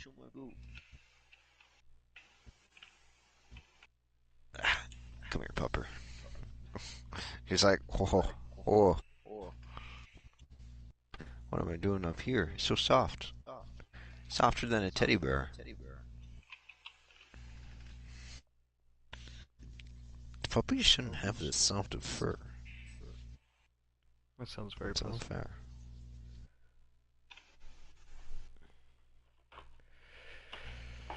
I'd love to love on this kitty, but she's on a tear right now. She's angrily running around, tearing things up, and being a general nuisance, and...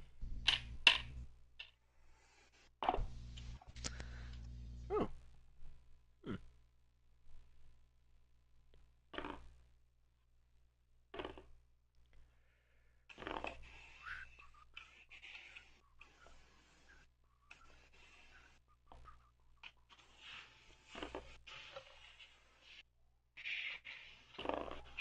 Huh. Just rolled 3 natural 20s in a row with this star. And a 4.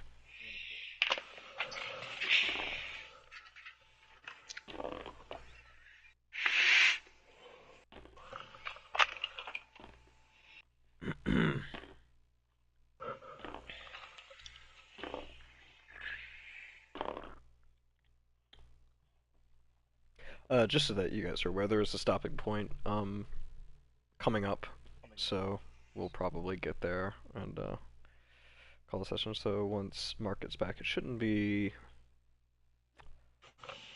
a whole lot long. Well, the session will probably just be normal session length. It'll probably be like 240, I guess. Not in the morning, 2 hours and 40 minutes. Depending when he gets back, slightly longer maybe, but we'll see.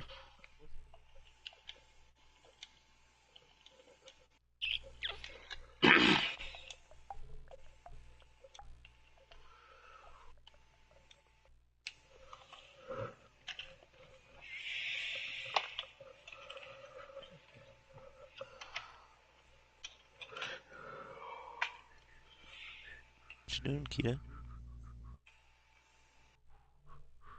Oh, that's my boot. I'm chewing on my boot.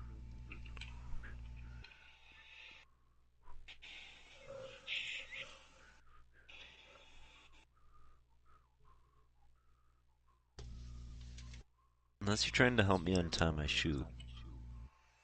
I do need to take off these things, actually, now that you mention it.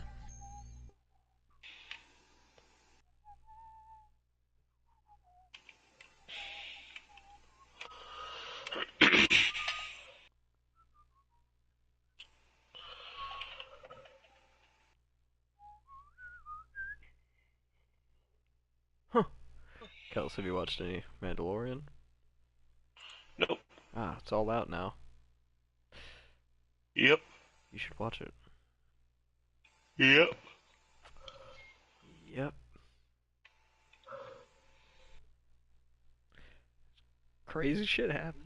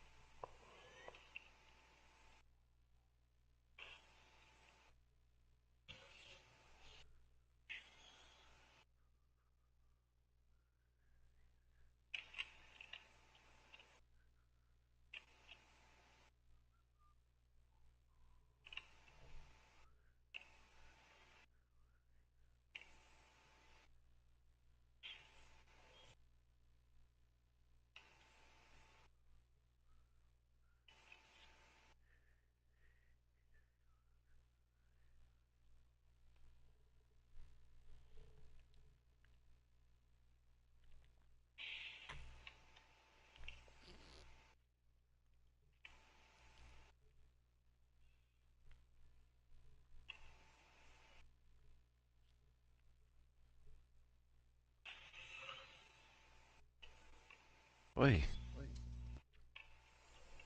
What do you think we're doing?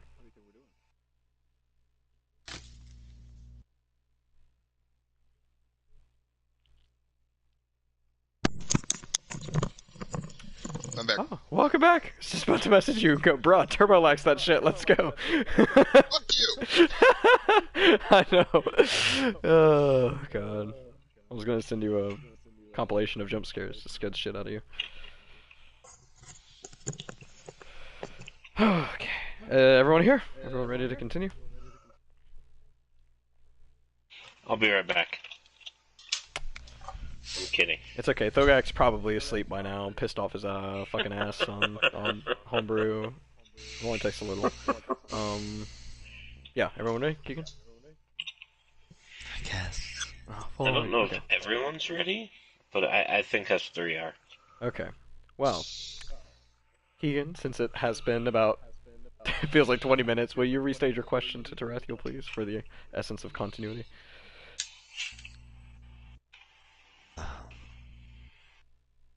If I remember my question, basically. So, Tarathiel, what's your part in this? What's your story? He stares in the middle space as he has been doing, basically, since the necklace got pulled out of its container. And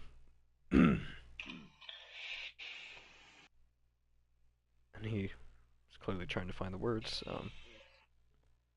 He looks at you, Cass, and he says, sorry to clear my throat. My place in this is that I've been through it before.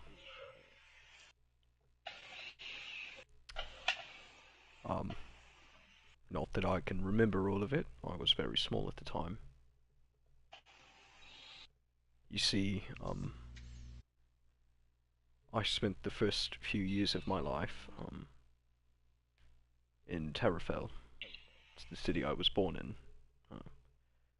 Grew up in, partially. I can't really say it's my home, because I barely spent any time there, considering the length of my life. And,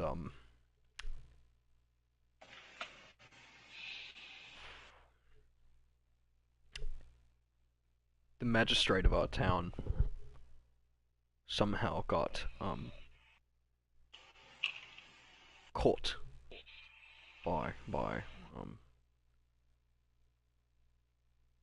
I don't know, Cillian's magic. It lingered, I don't know, from what the doc here says, he's got a way of reaching out of the shattered, plane, so... Oh my god, Rin, you can speak! Do that again! No, Cillian has a way of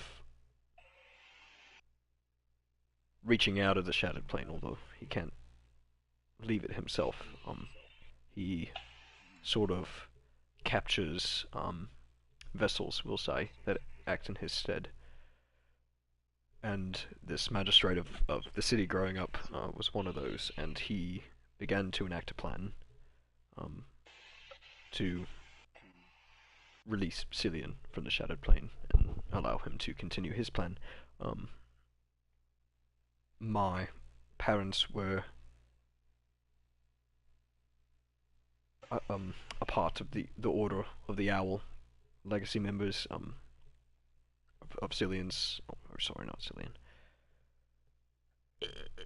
Marin Alario's order that kind of, over the years since the shattered plane was created and closed the first time, has been in charge of keeping it secret, keeping it safe, and making sure it doesn't happen again. This particular member, however, was also a member of the Order of the Owl. He was able to go under their noses and almost succeed in opening the plane into ours. And when I was very little, the process it happened. What I fear will happen if we don't stop it this time. It ended up claiming their lives. They sent me out of the city with that, and he points to the necklace. Moments before they died. And, somehow I find myself here, in Blackbriar, where I grew up for the remainder of my childhood, so, I suppose my role in all of this is making sure it never happens again. Because if we simply stall it, pass the responsibility, the next people might not be able to stop it, no matter how powerful they are. And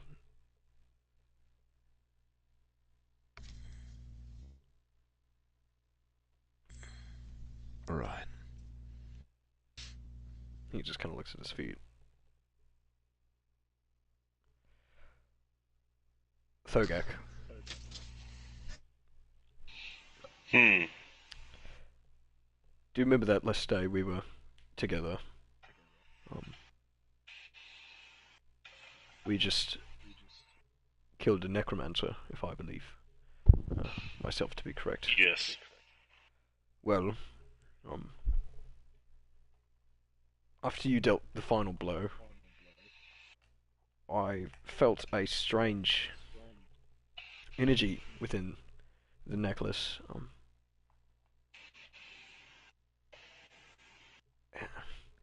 For weeks prior, it had been giving me glimpses of something, images of Terrafell, the city, and of other things, and I knew that night after we killed him that I needed to return, which is why I left. Upon arriving, memories of what had happened kind of returned like a flood, and so I decided to, now with the knowledge of what my parents had given me before their death, I decided to try and destroy it. My efforts were largely unsuccessful, so I hid it in the floorboards of my childhood room, assuming myself to be the only person who could find Terrafell. But clearly that is not so.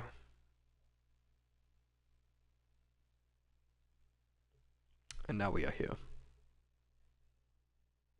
But he looks at you, Kaz. There's got to be a way to destroy it.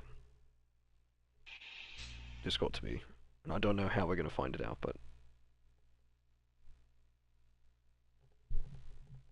I don't think we can just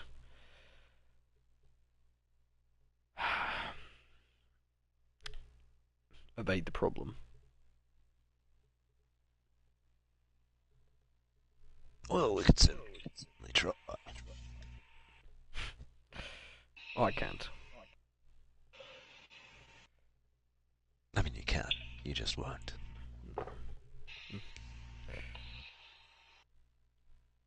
I guess that's true.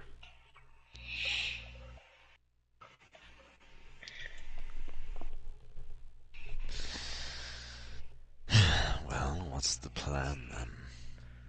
Because I can't exactly go swinging at separate dimension, just hoping it would work. This is very true.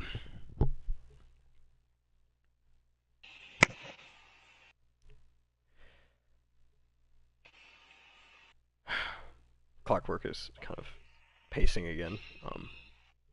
Pulls out his notebook and starts flipping through.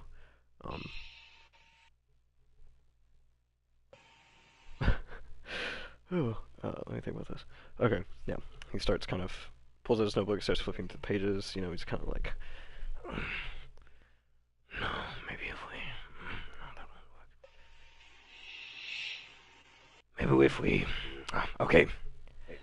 I think we should stop by. and then he gets interrupted by a voice from below the tower outside of the window, facing north.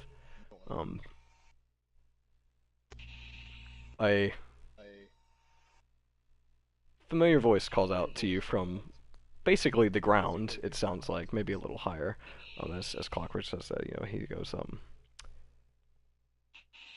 I think we should stop by. and then you just hear a yoo-hoo.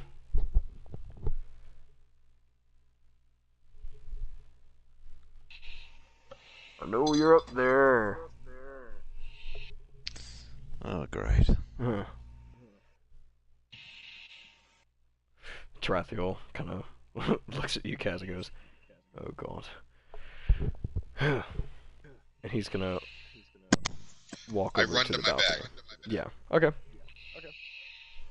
And I have the Watcher detained. Hmm? Sorry, go ahead. I run and I grab my flute and dust the dust off of it. Okay. Yeah. Tarathiel walks through the doors of that north balcony, we'll say, and looks down at the drunken owl below. Does it sound like stone? It does sound like stone. Okay. I'm going to grab a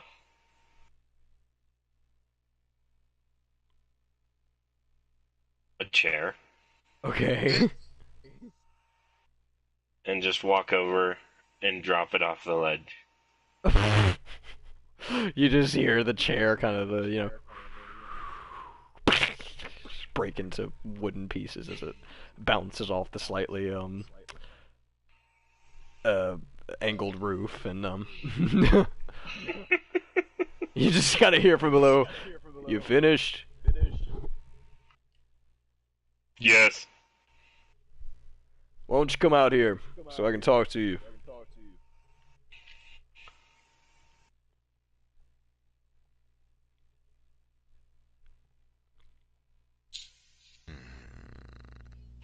I just assume he's talking to someone else. Well, we've seemed to find ourselves in a bit of a problem. What's up there anyway? Oh god, I want to strut up, but at the same time I don't feel like he's wanting to see me.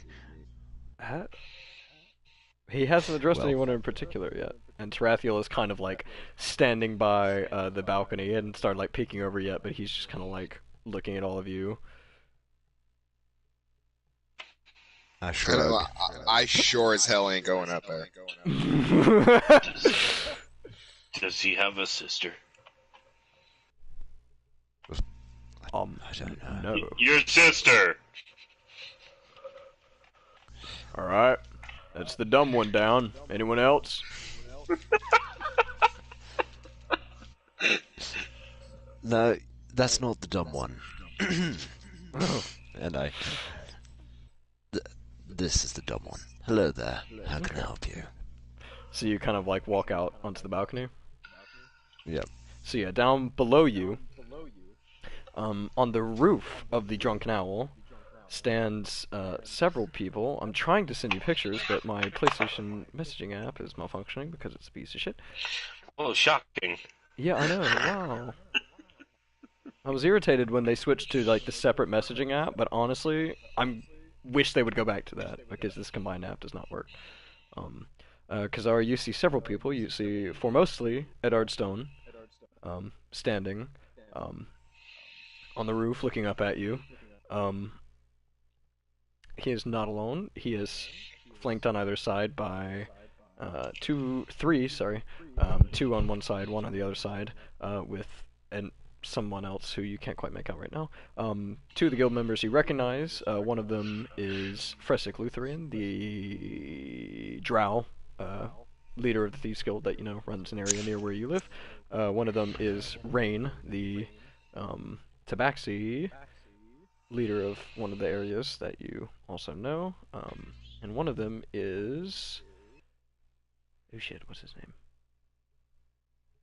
Oh, fuck. There's two humans, and I always get them mixed up. Gerwin Moss, the general in charge of the Corvellian complex, who you recognize, but you don't see much of him. So the first one's Stone, trying to get these all sent before my phone dies. Because it's on the cusp. Let's see. No.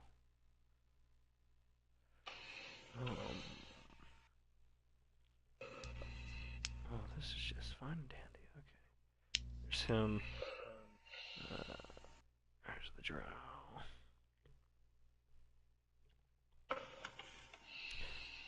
You also, just while these are sending, see an acceptable force of Thieves Guild members at around the basin at the entrance of the Drunken Owl.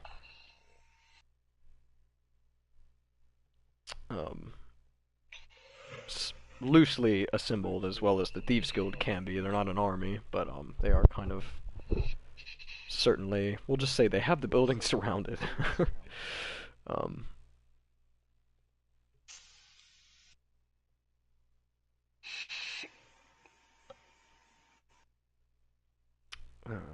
One more picture. Oh, I passed it. God, this is lovely. I'm great at this. There it is. And lovely Gerwin Moss. So you see these 4 guild members and what looks to be a female with a bag over her head, knelt next to Stone. And he looks up and he goes, "Oh, Kazara. Not really surprised, to be honest with you."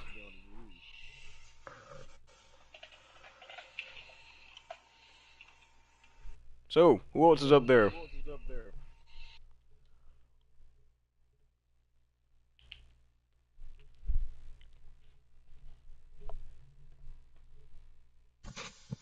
I ain't going. And Kaz, you're just staring at him? Hello, Keegan?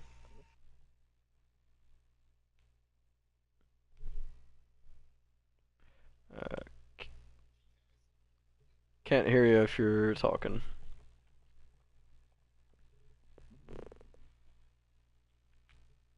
I sense a gnat type coming on.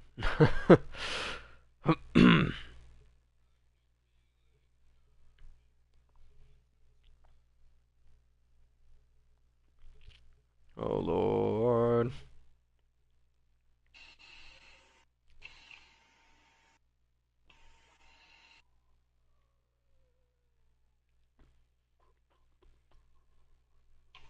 Well. Well. Always fun.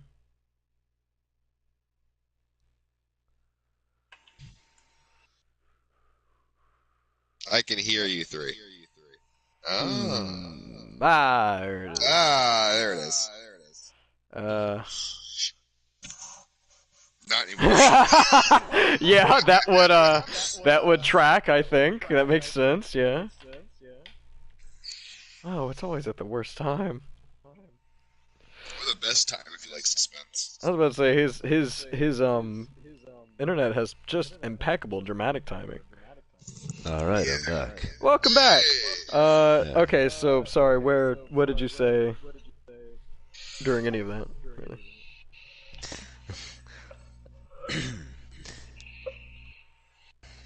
Alright.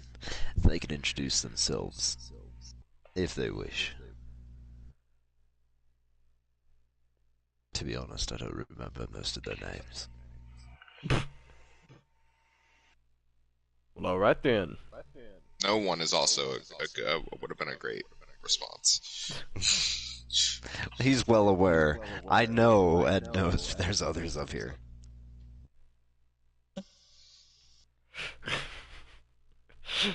Rin writes that, and, like holds up a paper. No would also have been a good response.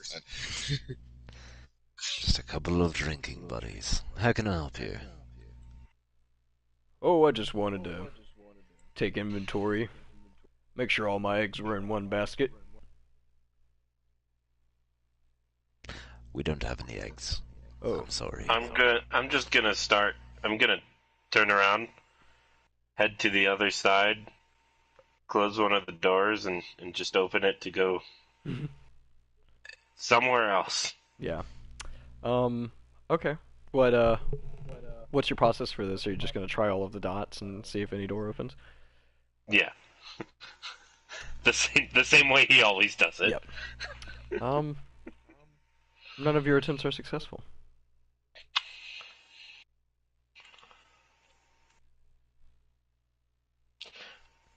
Well, it looks like we're stuck.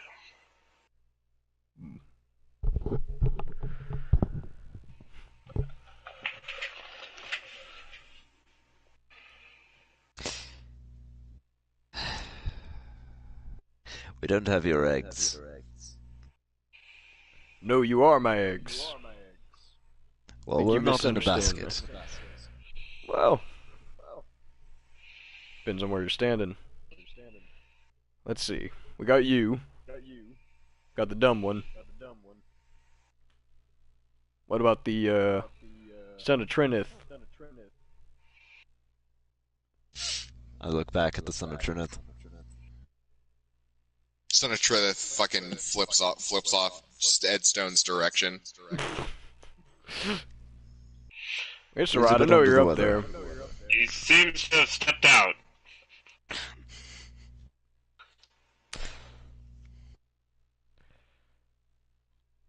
Look, just be blunt. Are you here to kill us, or are you just wanting to talk?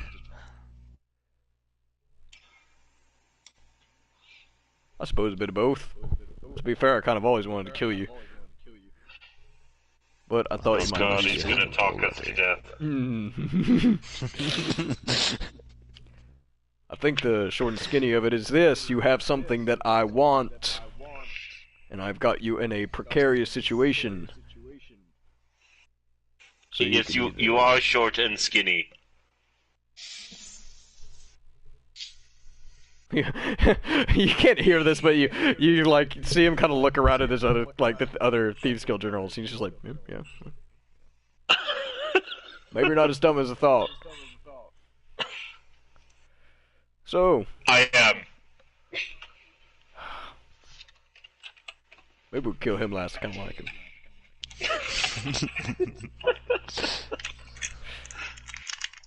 So, deal is, give me what I want. And, well, I can't promise I won't kill you, but to start. I already gave you a chair.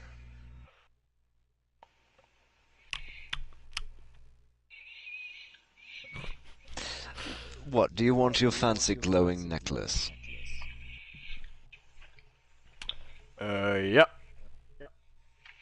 Might I ask why? It's terribly useless. I'm going to start... No, never mind. Okay. No, I'm going to do it anyway. I'm Okay. going to put the padlocks back on the chest Oh my god. and toss it down to him, because Stogak wouldn't put two and two together that we knew it's a glowing green necklace. So you just toss this box, and he just watches as it like lands on the roof and dents it slightly. What's the roof, mate? Someone has to repair that. And he nods to Luthrian the drow, and he walks over and brings the box to Stone, and Stone pulls a key from around his neck and opens 3 of the padlocks and pulls them off and opens it. It's empty. And he goes, "Alright." Figured you wanted the box, since it seemed more interesting than this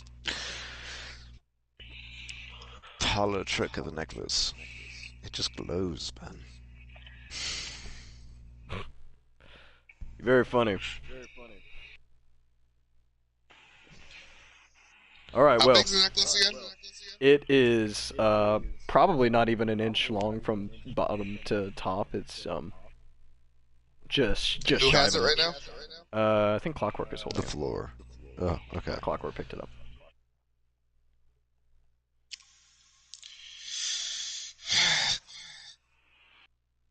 Huh. Alright, so I walk over to Clockwork and I point at it. Mm-hmm. And like motion to give it to me. Why?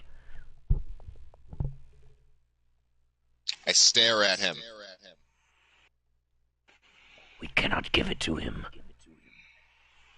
And I hold up a hand like, yeah, I know.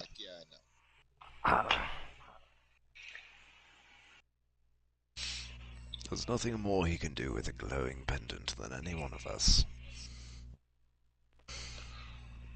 Well, we got Kazara. How many more? Yeah. How many more chairs are there in here? Probably like 3, I think. Just I'm kinda going to scattered start out. whittling the spear, the Oh legs my god. to spear tips. Oh my god, Thogak. No, Thogak! You don't know what you're doing! Okay, no, you go for it. Yeah, so he says, alright, well, we got you, Kaz, and son of Trinith. The dumb one. Well, the likable one. What about Tarathiel? He up there? And Tarathiel kind of, like, looks quite surprised at this. Who's Tarathiel? I keep whittling. He looks a little surprised, but yes, he's up here. It looks at I'm you doing like, give it to me fingers. oh my god. Clockwork is kind of holding it closer and closer to himself.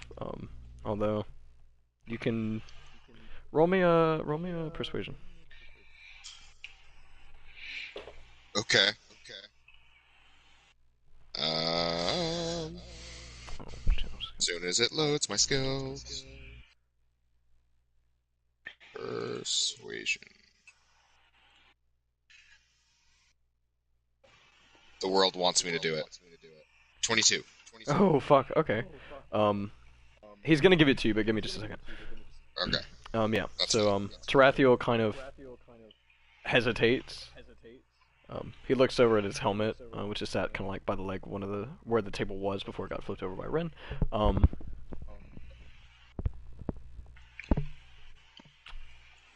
He just kind of looks puzzled, and then Stone just says from the bottom, "Tarathiel, we got your woman." And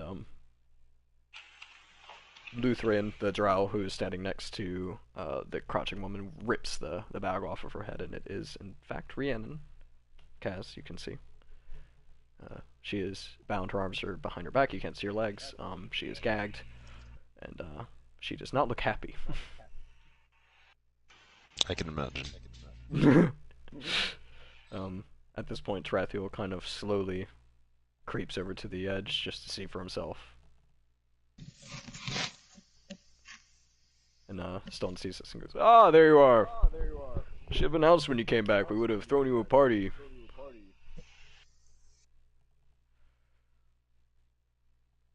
So, Sorry, can you repeat that? Actually, or? Yeah, actually. Oh. Like, do you asking me, or are you asking Stone? Did you not hear it? I'm asking you. Okay, you should have announced when you came back. We could have thrown you a party. Of course. So what's it gonna be? At this point, Rin, Clockwork, he's looking at you and he's like, "Sure," and he hands it to you. Okay. I walk back over to my little cask of ale. Okay. I take the necklace and drop it in the cask of ale and down it. Duh. Oh no. Ooh, Jesus Christ. Yes, and I mean necklace and all. Yeah, I think... I've swallowed whole ice cubes, and those are about an inch thick, and she said this is a little under an No, inch. it's tiny. It's entirely swallowable.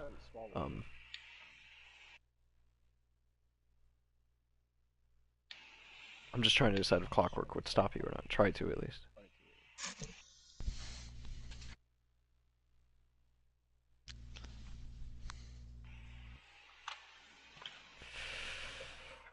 Yeah, okay. I mean, he's gonna be very easy to defeat, but yeah, he's gonna try and, I think probably once you, like, drop it in the cask of ale, he's gonna dive for it and try and reach in and grab it, like, "No! What are you doing?" What I gotta roll? Let's see. Probably... Ooh, are the dice gods on the side? probably opposed. I don't know. Sleight of hand mouth. Sleight of hand mouth. No, I would say it's gonna be. He's gonna try and like wrestle, kind of like wrestle the cask out of your hands. So, I guess opposed athletics. Fair enough.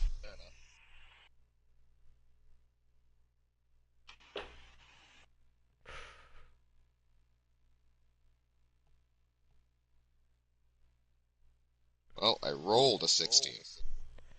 Oh. And I got a +0, so it's a 16. He rolled a 16. That doesn't help. So what, just nothing happens? It stays the same, Okay. which means I swallow it. Oh? Well, I mean, doesn't it? I'm asking. Oh. If no. everything stays the same, and I'm actively trying to swallow something.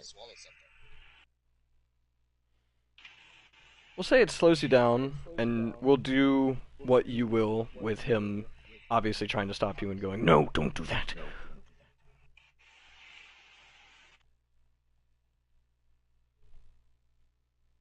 And I continue. No. Oh my god. uh,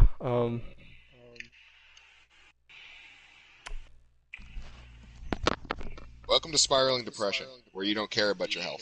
yeah, that's very accurate. Okay, yeah, you swallow it. Or you certainly try to. Give me a con save. Thankfully, you're partially inebriated, so... That was the other reason I rolled for this. I'm like, I'm drunk. What do I think? Wow, yeah, I'm drunk. Should help with probably the pain. With the con save, that's a 17. Okay. That's pretty good. I don't know what to roll for this at all. This is totally unforeseen. So congratulations. I did it!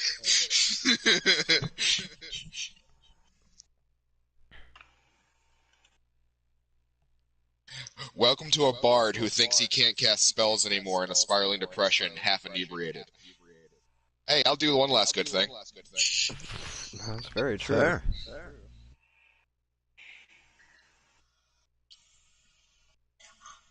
Now you guys can trade me for Rihanna.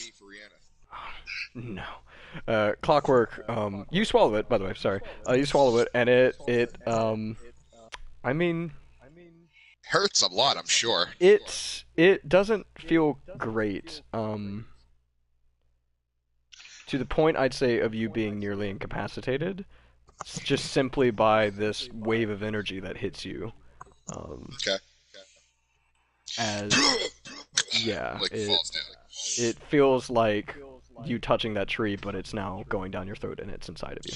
I like the better thought of I'm trying to fight him off, I down it in the cask, and then I kind of get shot back a little bit and the cask stays there.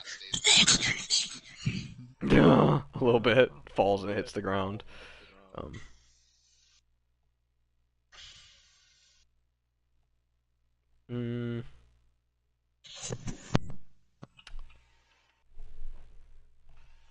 Let's see. I'm gonna... No, that's not the right dice. That's the right dice. Oh good, you only take, 1 psychic damage at the moment. Currently. Currently. Uno. But you are currently on the floor writhing in pain. Gotcha. I just rolled the I would make minimum. pain sounds, but Yeah. I guess that's pretty good. Okay. Shit. We need to get that out of him. And Clockwork is gonna run to your side and just try and kind of roll you over on your side. And he's gonna stick his fingers down your throat. I will attempt to resist if I can. I mean, I think that would be a con save. Like, what would... Resisting throwing up, I feel like, should be a con save, but I don't know, right? Sounds about right. Bite his fingers off. I mean, How incapacitated am I? Am I able to resist the fingers going in my mouth? Probably 'Cause I wouldn't, like, not just allow entirely. I'd say you're like. Okay, that's a good point. Let me do a strength check for him to see if he's able to pry your jaw open, because I imagine it's kind of clenched shut. Mm-hmm. Okay, he got an 18, so I think that probably. Tell you what, yeah. So he's gonna try. He's gonna kind of get, he gets his thumbs and he pinches kind of at like your molars and manages to just barely pry your mouth open. But you are actively trying to close it. Even still, your mouth is basically being held shut while he's trying to open it. So, Clockwork calls over to you, Thogak. Thogak, help me. I look over to Tarathiel. Like what, for confirmation? Yeah. He gives you a nod. He kind of turns around and gives you a nod. Stone from the bottom goes, "What's going on up there?" If I have the wherewithal to like try and write something, No, I'd say you're borderline seasoning right now. all right then. Yeah. Speaking of, I'm going to pick him up and just like 6 psychic damage. Yep. Wrap my like hands around like his stomach. Yeah. Like Thogak has seen it done, but Yeah. he doesn't know how it actually works. Did you say you picked And him I'm up? just gonna, yeah, Okay. and gonna like perform a very rudimentary Heimlich maneuver and just Okay. squeeze his belly, Yeah. Give me, just very forcefully. I guess, a medicine check. All right. Am I still That doing went a well con save last to time. resist it? Once, yeah. Okay. Probably at disadvantage, I'd say. Okay.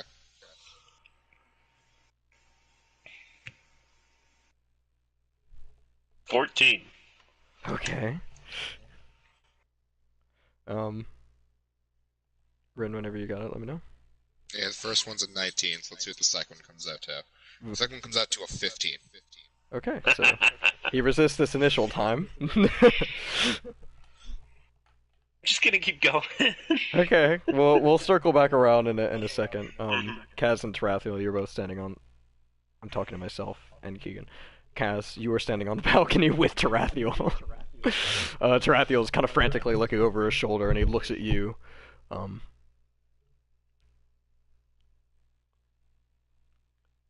Just like fuck. And he looks down at Stone, and he says, "Stone, she has nothing to do with this Litigo." To which he replies, "Hey, if you just give me what I want, I'll let her go." Tarathiel looks at you like, shit. He looks back at Rin.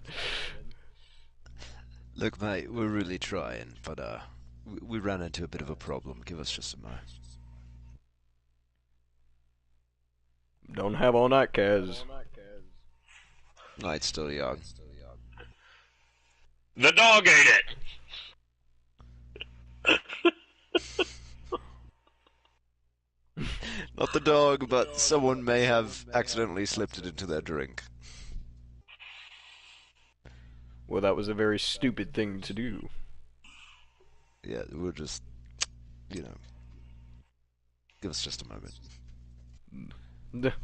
Okay, I guess let's go for another round. We'll start by saying, only 5 psychic damage, Rin. Right.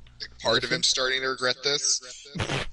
Medicine check, and con save disadvantage. 15, alright. 15. Alright, here's my disadvantage. Oh, it's probably going to be that one. Oh. Yeah, the other one's a natural 20, so Oh. yeah. I got an 8. An 8! Okay. Okay. I think that will probably do it, I would assume. This is the most unorthodox system of dice rolling and checks I thought I'd ever have to instigate. But yes, Thogak, you managed to, probably after breaking a few ribs. Yeah, do I take, Yeah, I guess you would. damage from that? Barbarian damage. Yeah, Heimlich damage? we'll just say, for, blunt force trauma. If this matters at all, my unarmed strike always does 5 damage. So what, do You're I not just really take 10 damage for it happening twice? No, because you're not like striking him. Mm-hmm. And I imagine you wouldn't be using all of your strength, or you'd like break his spine in half. So Yeah. like you would with a strike. So I'll just say 4 bludgeoning damage to your ribs, your floaters, we'll say. And yeah, the necklace is regurgitated and come out, like, flies out.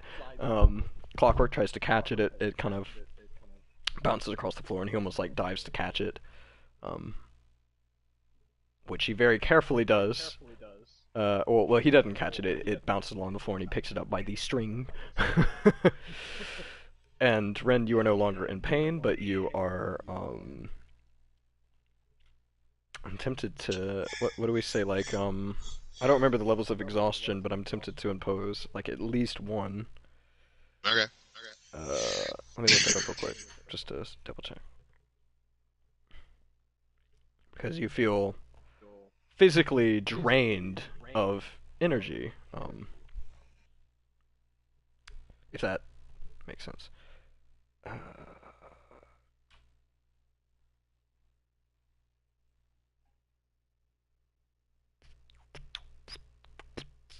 All of a sudden my internet's not working, which is great, because it was working earlier. That's fine.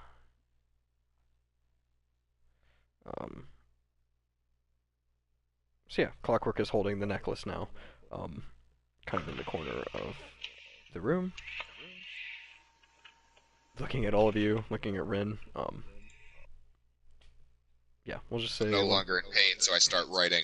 I go, damn it. I'm useless otherwise. You should have used me as a trade-off. A bargaining chip.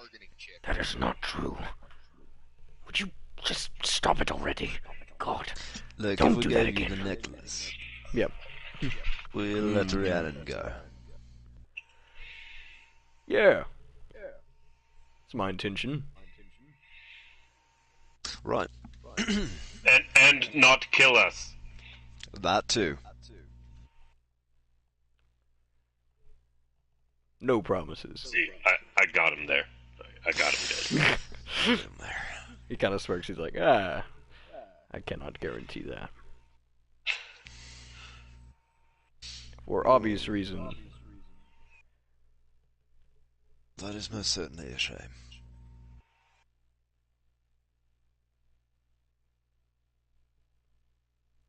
Alright.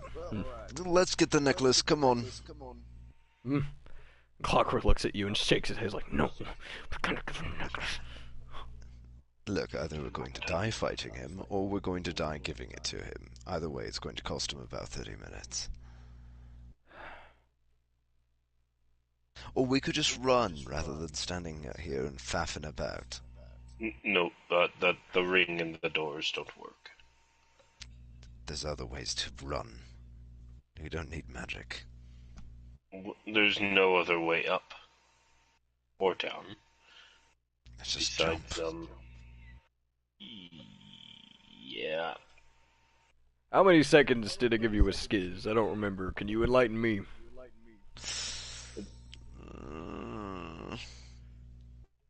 About 30, I think. 30. Oh. Alright. We'll make it 5. Yeah, Clockwork is just standing. 5:30s.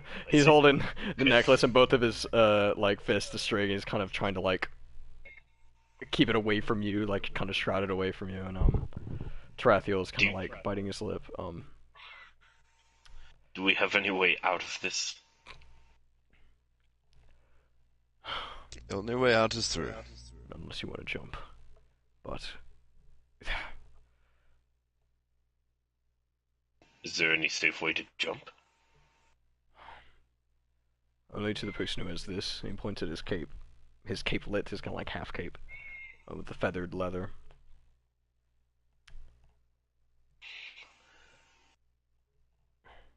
I could go down there and fight them. Looks like that's our best bet. I don't know. It sounds... We're dead Well, either look, way. man, we have 5 seconds. You have a better plan than just standing here and thinking. Right, I'm going. How far down is it? Several hundred feet. Probably... I jump. You... How are we hearing him? He's kind of screaming at you, Thaumaturgy. I imagine. Maybe thaumaturgy. You can hear him. How's he hearing us? All right. Thaumaturgy. I have it. Thaumaturgy. So you jump, and seeing that, Do you actually jump? It's like... It's probably... I'm gonna say maybe like 250 feet. If we leave all the rings up here and the jewel, and we all jump and kill ourselves, then he can't get all the shit. You don't have all the rings with you. Rhiannon has one. Yeah.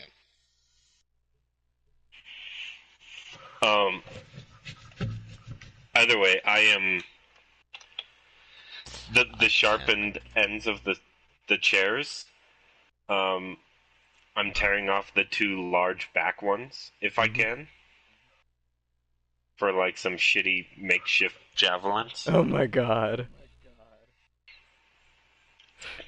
Yeah. And Kaz, do you jump or not? There's no way I can. No, you would literally Okay. probably die. It's not a guarantee, but... Not even Misty Step? I don't... I don't have Misty Step That's- anymore. Oh, okay.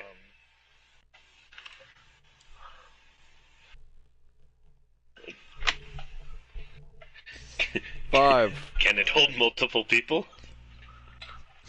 I What? just straddle the railing. He's talking about the cape. Yeah. No.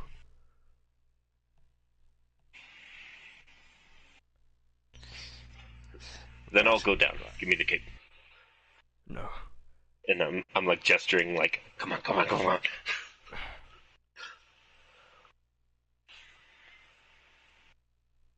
We can't. No. No, you'll die.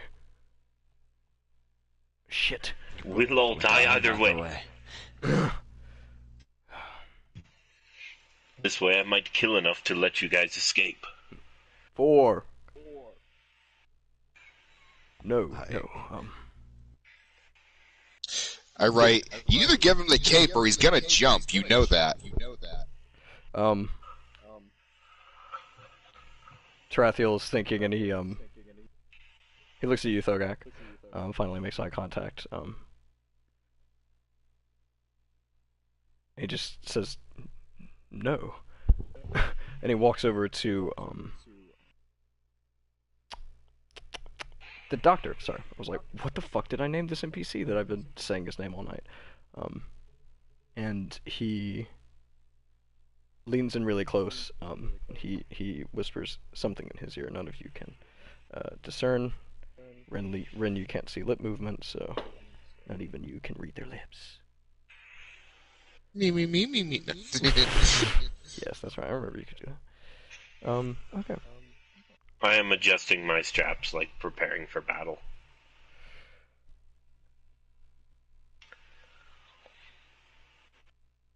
And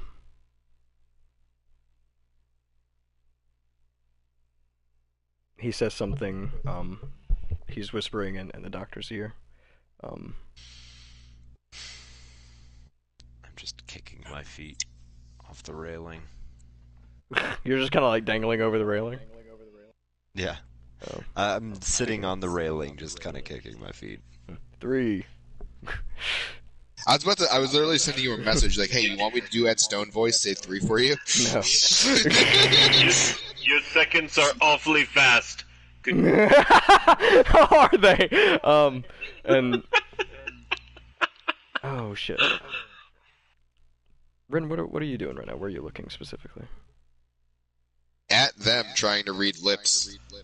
Okay. But they're not. But whoever's not showing me, I'm upset at. You see the doctor kind of pull away and look at Tarathiel and kind of shake his head no a little bit, like he doesn't say anything, and Tarathiel just kind of gives him a very firm nod. And oh, let me roll for that, I guess. Okay. Excuse me. Excuse me. That's the best roll I could have. Anyways, okay. I'm like kind of like trying to gently take off the cloak, like just No. Tarathiel pulls away from the doctor, who kind of sticks his hands into his pockets. And Tarathiel turns to you, Kazaro. He walks up to you on the railing. And he looks you very deep into the eyes. And he says, "Make it count."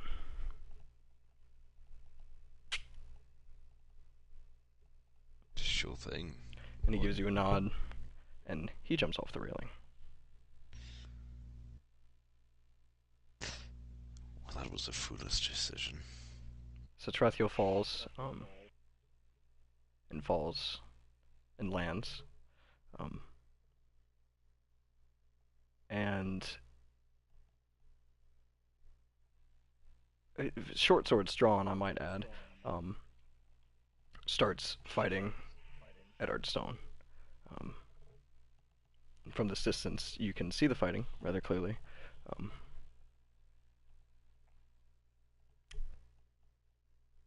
And it's going okay for Tarathiel, considering he's fighting 3 people for a little while. He definitely exhibits okay skill for not as long as you'd probably like with that roll. And eventually, however, fighting 4 people, one of which is Ed Stone, who is wielding a rapier, I might add. Obviously, with immense skill, years of skill, you might say.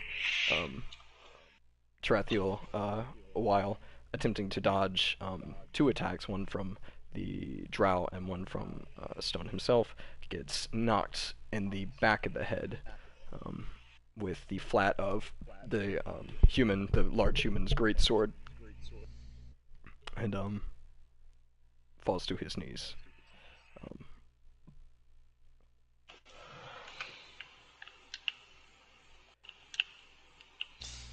You see, Well. Oh, sorry. No good. Well, if you're gonna react, I won't stop you from doing that. Keep going. Okay. He falls to his knees, and you see, Rhiannon is kind of almost fallen over on her side now in her bindings, just kind of writhing and obviously screaming through the rag that they've kind of stuffed in her mouth. You watch as Gerwin Moss the human and the Drow kind of sit Tarathiel up in front of Ed Stone.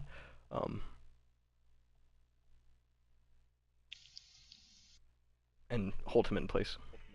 They kind of kick his short swords away from Tarathiel. And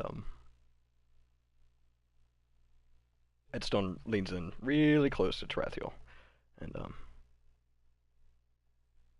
he's kind of getting very intimate, whispering something in his ear.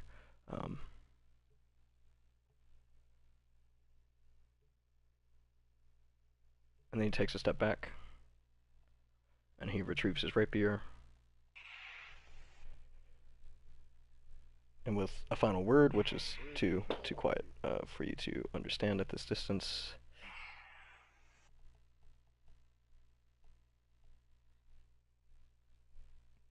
he plunges it through the center of Tarathiel's chest.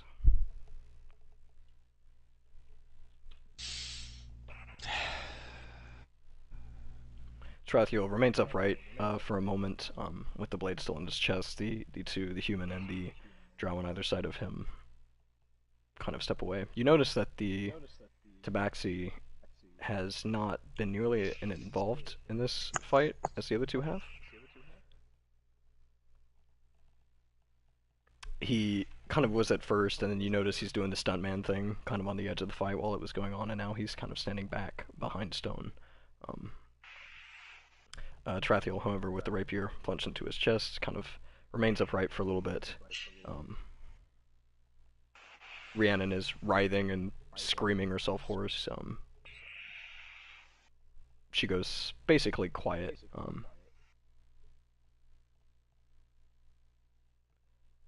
And then you see a green flash from Tarathiel.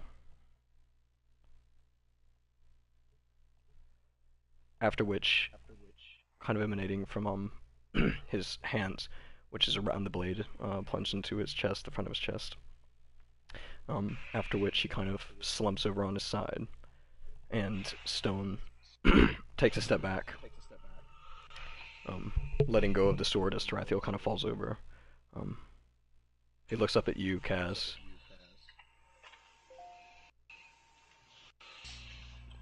With a puzzled expression, we'll say. And he looks down at Tarathiel. And he walks up to him, and he wrenches his blade out of his chest. And then reaches down to retrieve something from Tarathiel's hand. He kind of covers your sight as he bends over to pick up whatever it is. But as he corrects himself and turns slightly more to face you,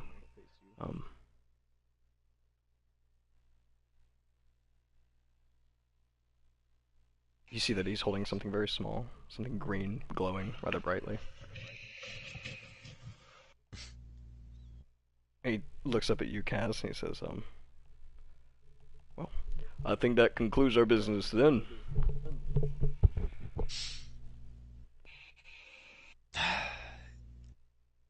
Indeed it does. I brought you the Watcher, and from what I can see, the pendant. Have a good night. You as well. He goes over to, or he kind of nods to the drow, who kind of picks up Rhiannon and carts her along the roof until she's out of sight on the other side of the watchtower. And then he looks over at the human and the Tabaxi, and he nods at them, and they kind of walk the same direction. Stone's stood by himself on top of the roof.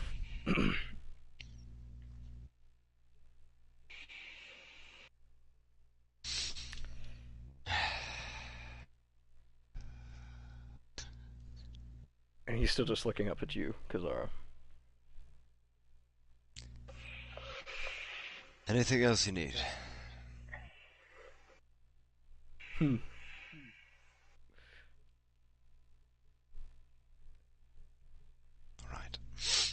Anyway. And I sit back up and swing my legs over the railing back into the tower. And muttered to myself, loud enough for the others in the room to hear, fucking fool.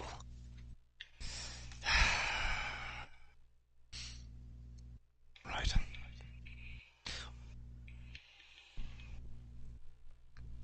Lads, are we gonna move or what?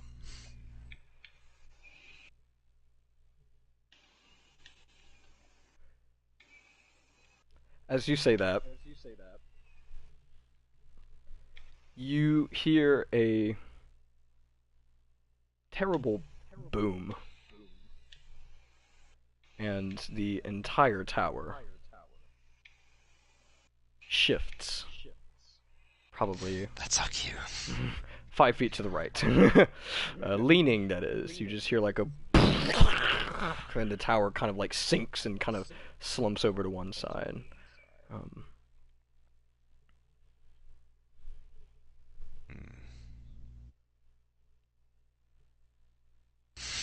Well, that's whatever we're doing, we need to do now. Or we can wait until the last second and jump, in which case they'll probably just clean us up.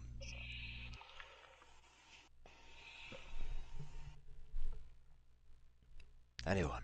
The tower is leaning very precariously now. Smart man with the theories, come on. I write on a piece of paper. I'm good. Stone is, or not Stone, Clockwork is just kind of like looking at his feet, shaking his head like... This is what I wanted. To have us all in the same place so we could all die at the same time. Alright. I don't have I write on a piece of paper. I literally can do nothing to help the situation. You hear another explosion. Or explosive noise. You can't really tell if it's explosion, you just hear a large, kind of like... And, the tower's definitely giving way. I start writing on a piece of paper. And I'm trying to write as much as I can, as quick as I can, saying I love you to Trinith, and explaining the situation. And I hand this piece of paper to Slash, and I write on another piece of paper, fly as far as you can, as fast as you can, till you can't feel this place any longer, and go back to Father. Flash is kind of perched on one of the upturned table legs of the table, and he looks at you and cocks his head, and he kind of has to like rotate around the leg a little bit to as the table kind of starts to slide towards one end of the room.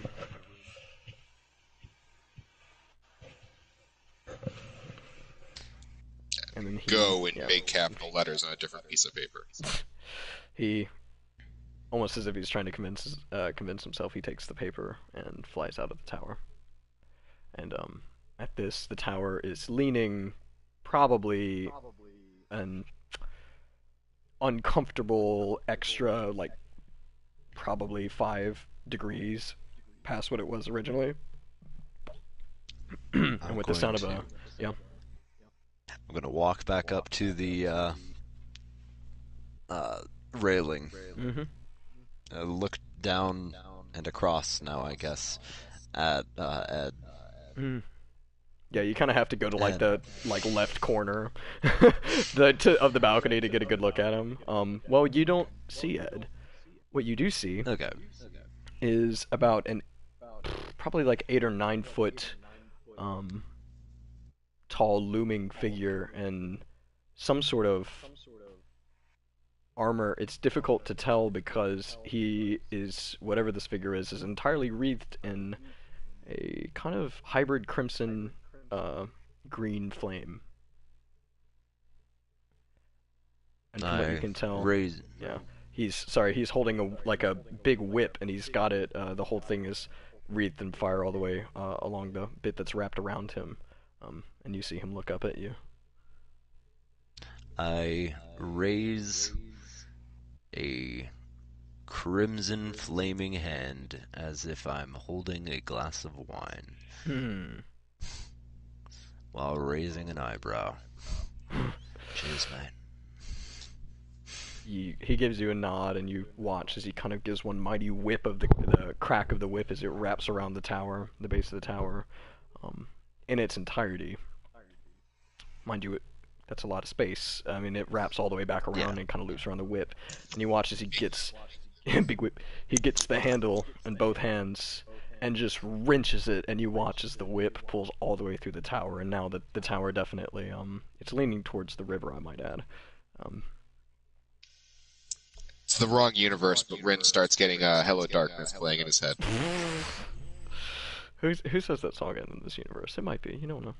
But yeah, now the tower is definitely leaning, and with that final pull of the whip, it goes. So you just kind of, it drops about probably 10 feet. You just kind of, as it kind of crashes, and then it starts to tilt over the water.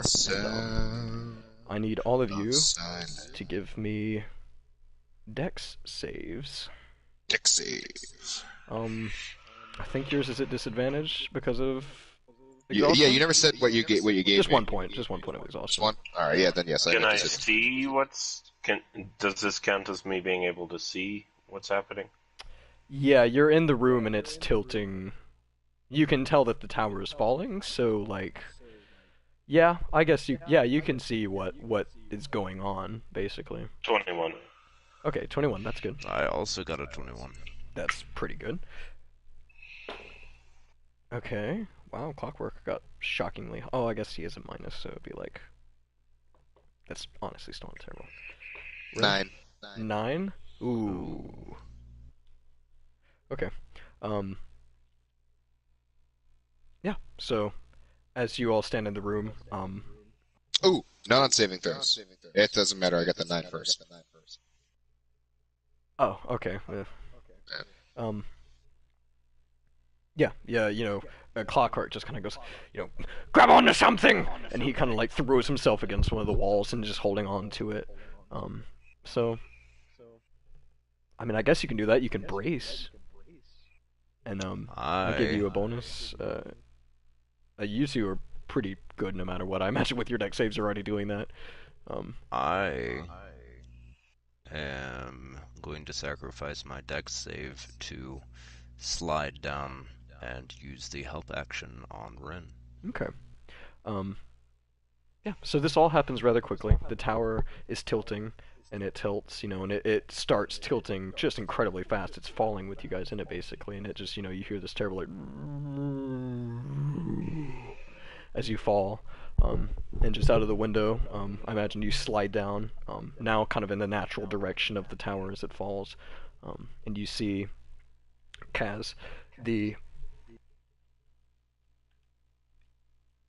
so the way the river works is, you know, there's the main like land, which the drunken owl is on the edge of.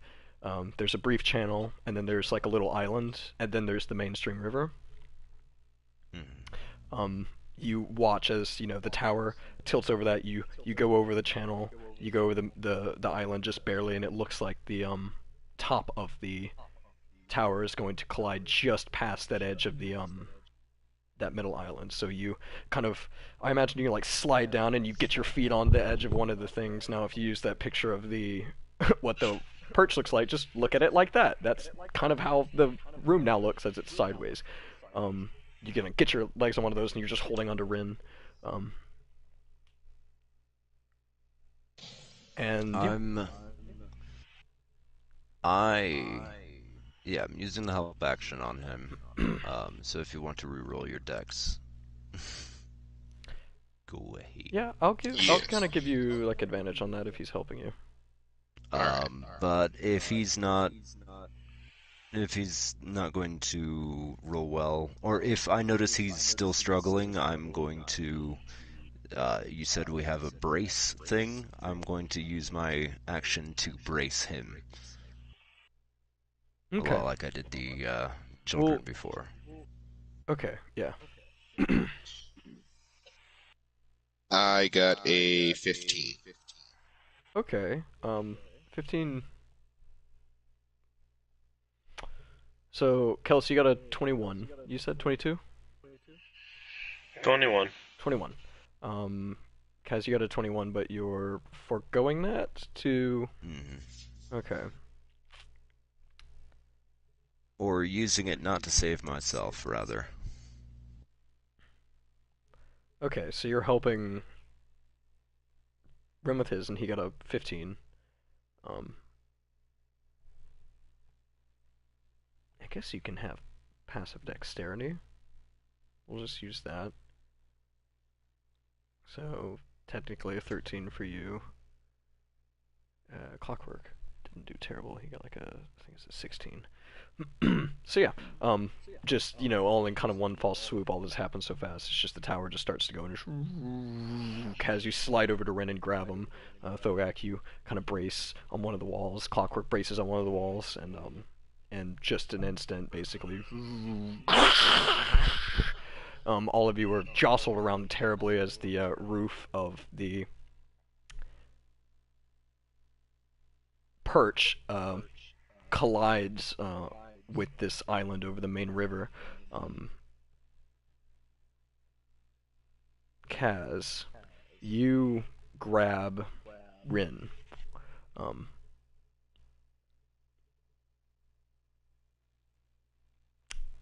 Let's see. And you kind of manage to grab a hold of him, we'll say, right? When the top of the perch impacts with the island, you two are jostled and essentially just ejected out of the bottom door. You hit the fucking railing, this kind of rotting wood railing of the balcony. You only take fucking 4 bludgeoning damage, actually, Cass. Assuming your back is kind of towards the water. As you hit the railing and fall into the water. So you're now in the main river. You're getting whisked away by the current, escaping from the channel. Or kind of merging with the channel. We'll get to that in a second. Rin, you are barely hanging on to this railing as you're dangling over the river, essentially. Thogak, you are hanging on, or you're still inside the room, and Clockwork is still inside the room. I imagine, like, if you look at the picture of the tower I sent, just on one of those, like, basically the new ground of this room, as it's on its side and slightly kind of tilted down more than that, you two are still on the interior of this thing. But you feel it... You hear kind of this horrific cracking of wood, splintering of wood, and the top of the tower is kind of tilting more and more upside down, kind of. If that makes sense.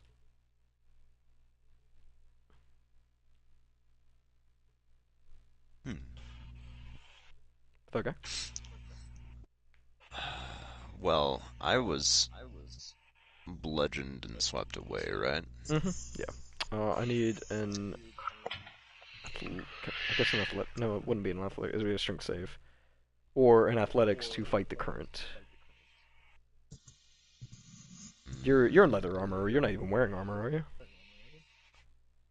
Let me check. I am not wearing armor, no. Okay, then, yeah. Alright. I got a... 3. Okay. Okay. The current of the river has kind of moved you into the middle of the river. So you were kind of, if you were able to fight it, you thought maybe, okay, well, I'll kind of try and swim and get to the wall. You know that there's old sewer vents along the right wall and the left wall, one of which leads into Blackbriar, one of which leads into the sector. But you are kind of whisked into the middle of the river, and you are currently being carried away by the river. Rin, give me an athletics if you're going to try and climb up. See, these I have disadvantage on now. Fun. Alright. Skills. Athletics. Oh, my +0 too? Alright! Oh, it's better than minuses. Alright, look at that 6. Okay. Yeah, you, go to pull yourself up on this kind of dangling, thing, and as you kind of, you're like, I got this, and you pull, and the wood breaks off of the barrier as you pull, and it just, and you fall, splash into the river. Thogak. Yes. What are you doing? Or what are you going to About do? how high up are we? Probably 20 feet, honestly, yeah, probably like 20 feet from, or, no, sorry, that's wrong, probably like 35 feet from the water, from the river. The river is directly below you. And you can feel the room that you're in, the top of the watchtower, basically. You hear the cracking of wood, and you can feel it kind of feels like it's about to probably separate from what's left of the watchtower, which is kind of partially, yeah. But you're in here. If you see Clockwork is on his back, his arms kind of dangling over the edge, and he's just like,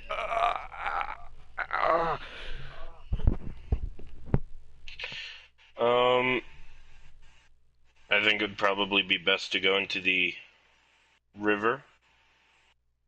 So, who's all up here? Just him still? Just you and him. Rin, you watched. You kind of peek over the edge as Rin tries to climb up, but the barricade, which he's barely holding onto, falls, and he falls into the river. Kaz, you can't even see, so you assume he either jumped out on the way down or he's in the river.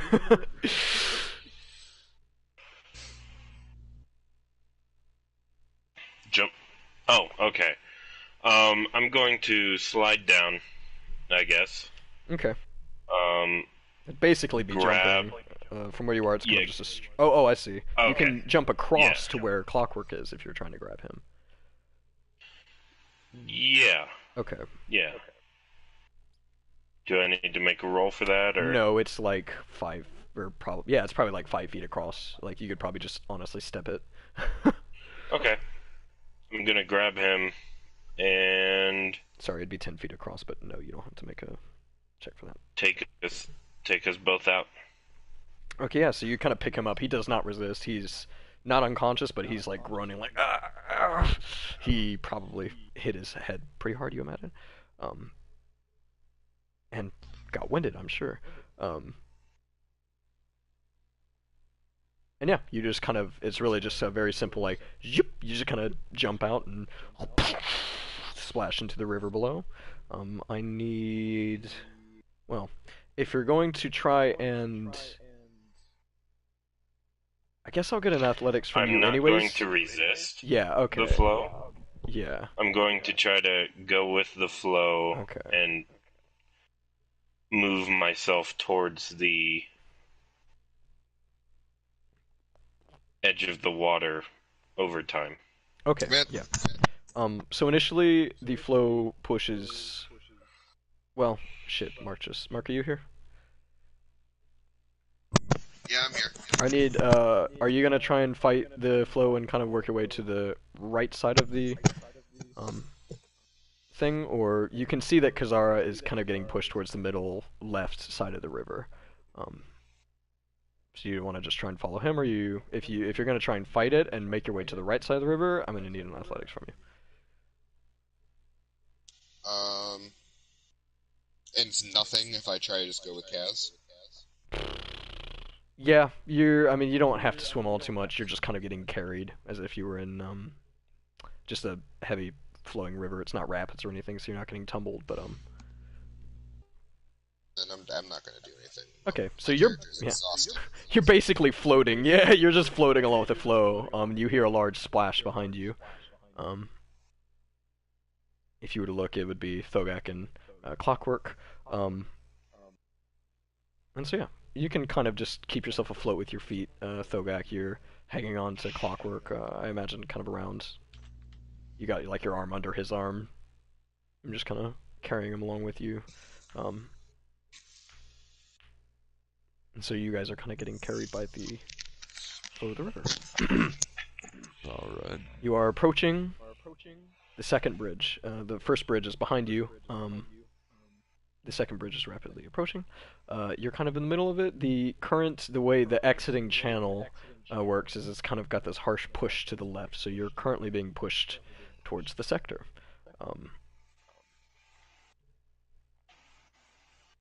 Alright. Yeah, let me see if... Let me do P percentiles. we're about finished, by the way. I just figured we'd get this part resolved, and then we'll call it quits. Okay.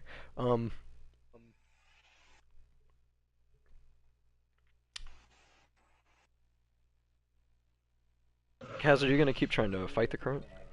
Yeah. Okay. You are currently in the path of... You're going to hit one of the columns of the bridge, which you don't think will hurt you, but... Don't really know, you're getting pushed, basically. Yeah. I have been in real life, and Kaz has been in his life. I'm sure. Slammed into... It's not going to be great, yeah. So, you'll have to fight it to go to the right. I've rode down rapids. It's gonna hurt. Yeah, you're gonna... It's gonna hurt. You're gonna fight it, you're gonna have to... If you fight it, you're gonna be going to the right of the column. If you resist it, you're gonna be going to the left of the column. If you'd be resisting, you'd almost be paddling to the left, which would kind of be in your favor. To not hit it, so you won't have to make a check for that. But if you're going to try and go to the right of it and fight against the current, to the right. I feel like I want to go to the right. Okay. So does that a strength save? I think it'd be an athletics. I failed the last one, so I'm assuming I'm still, like, fucking paddling, like, not figuring out. Yeah. If you're giving me athletics, though, I'll use that. Yeah, I think probably, because you're exerting yourself. You're trying to actively swim against the current, basically, not against it, but away from it. All right, let's see.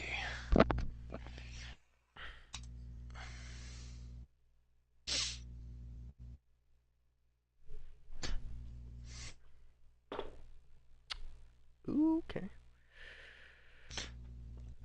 I got a 3 total. Okay. Yeah, no. Of course, that means it's a... Since my athletics is a +2, that's a natural 1. Natural 1. Okay. So, since you tried to fight it, you were still in the... you were still in the path. You have basically kept yourself in the path of this column.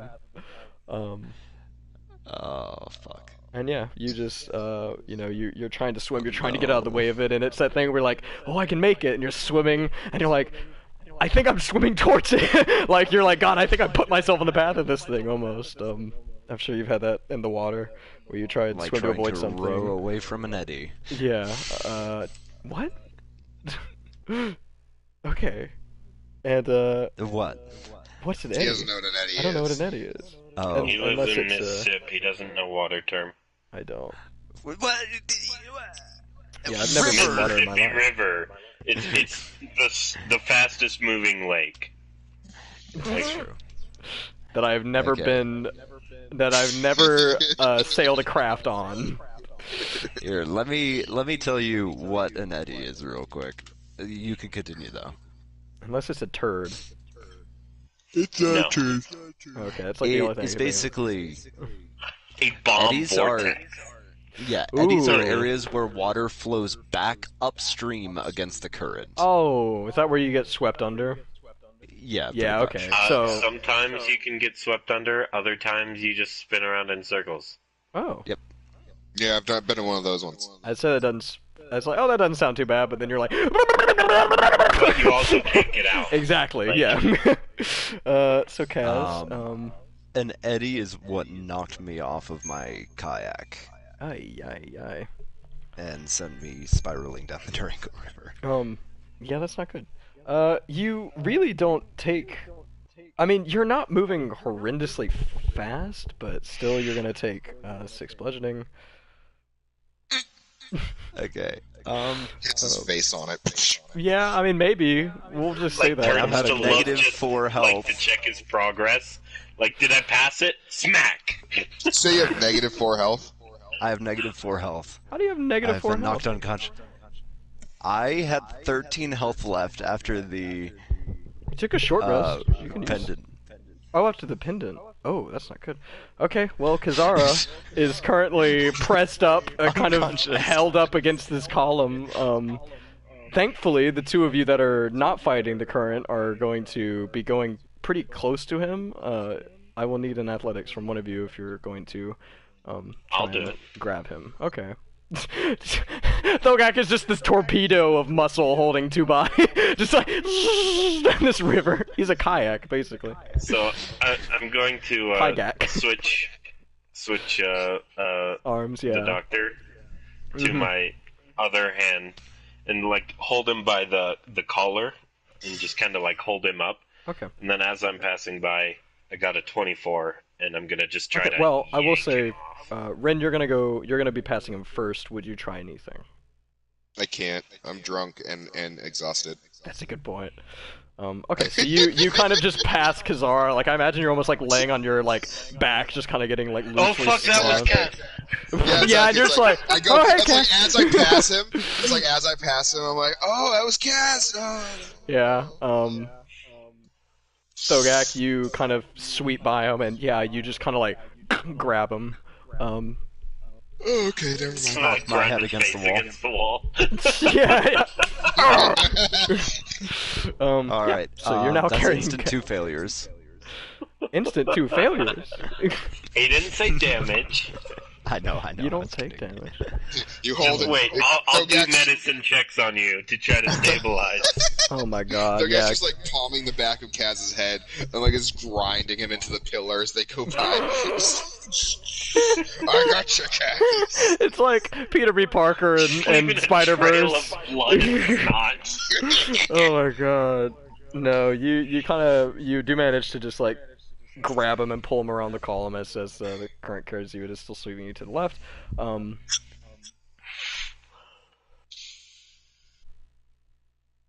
Rin, you are coming up on what looks like a sewer entrance on the left wall of the river. There are 3 that you can see. You're approaching the first one.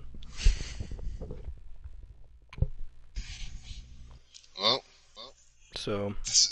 I guess this is my fate. I don't know. Oh. I don't know where I'm going even. Where the fuck are we going? We don't know where we're going.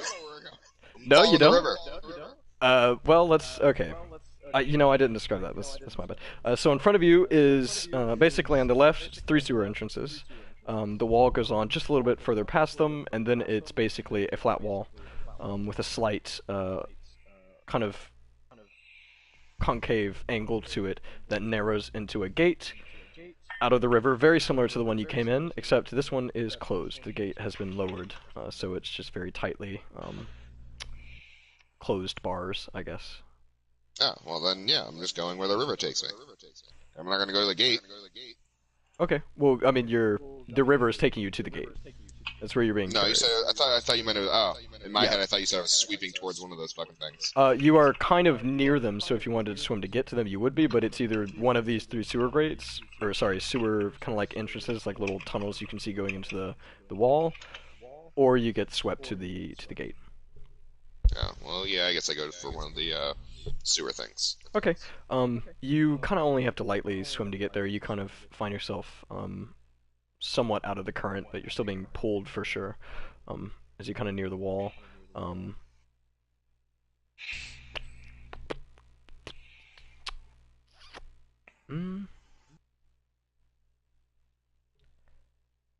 I guess give me an athletics to see if you reach up and grab it. Okie dokie. It's only a few feet out of the water, so it's definitely within your reach. But it's kind of slick stone, so. Let's see. Better than Edstone. It's true. Got It's kind of a piece of shit. 18 and Okay. a 5. And a 5. A 5. Okay. So you're like, yes, I got this, and you kind of, and your hands slip, and you're headed towards the second one. Thogak, you are approaching the first one as well. Kaz, I need a death save. All right. Does Kaz have luck? What by is the chance? death save roll? It's just a D20. Yeah. I wonder if you can use luck. Nothing on a added death to it. save. If it's 10 or above, you save. Okay.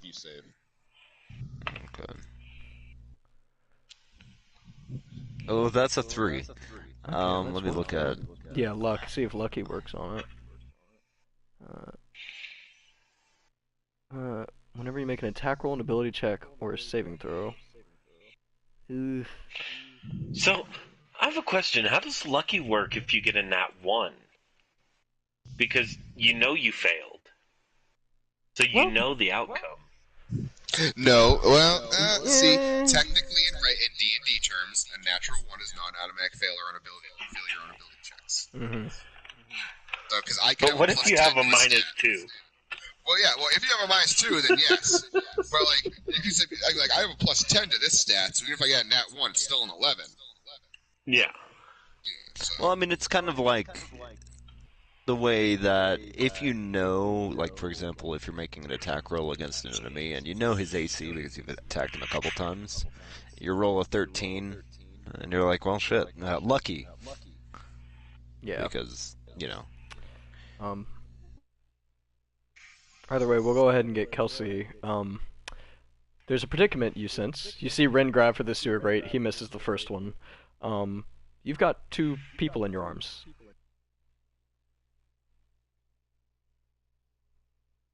Thogak.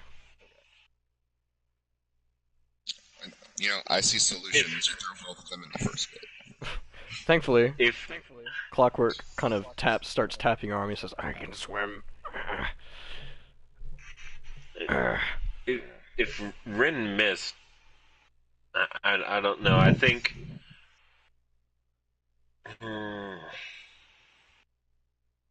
There's 3 of them. He missed the first one, so there's 2 coming up. He's about to have to try to get the second one. Well, as soon as I hear You've him got say a that, dying Kazara in your arms. I'm gonna let Yeah. go of him. Mm-hmm. He kind of ducks under as he tries to self-correct. He kind of pops back up, and he seems to be doing okay. Okay, then I'm gonna just reach up. Okay. And try to grab him. Athletics If to... I can. Yeah. I imagine Clockwork's in your left arm and Kaz is in your right, so you'd be reaching with your left arm anyways to try and grab this one. 25. Yeah, so you... fuck. Okay. The difference in characters. You just, like, with one, like, your index finger, like, your pinky, you just, like... you just grab, and you pull your entire body up. No.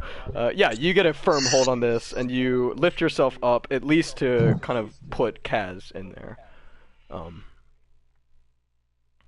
Kaz, anything on Lucky?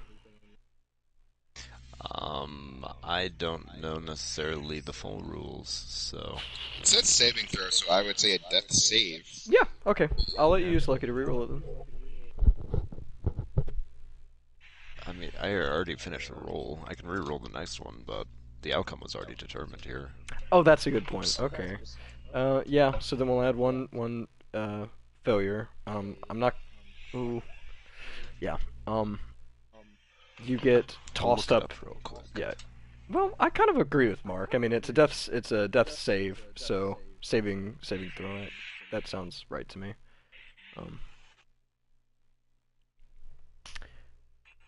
So, you do pull yourself up, Thogak, into this first tunnel. Just a very brief inspection. It's just a tunnel, running straight ahead and then turning slightly to the left, kind of in a round joint. Kazara is laying at your feet, unconscious. Am I able to like how far away would the doctor be now? Like he has actually, as you come up, his you see his hand reach up to grab the vent and it slips. Can I pull out my makeshift shitty javelin and go to reach it? You think it's that, or try and save Kazara? And the doctor is swimming.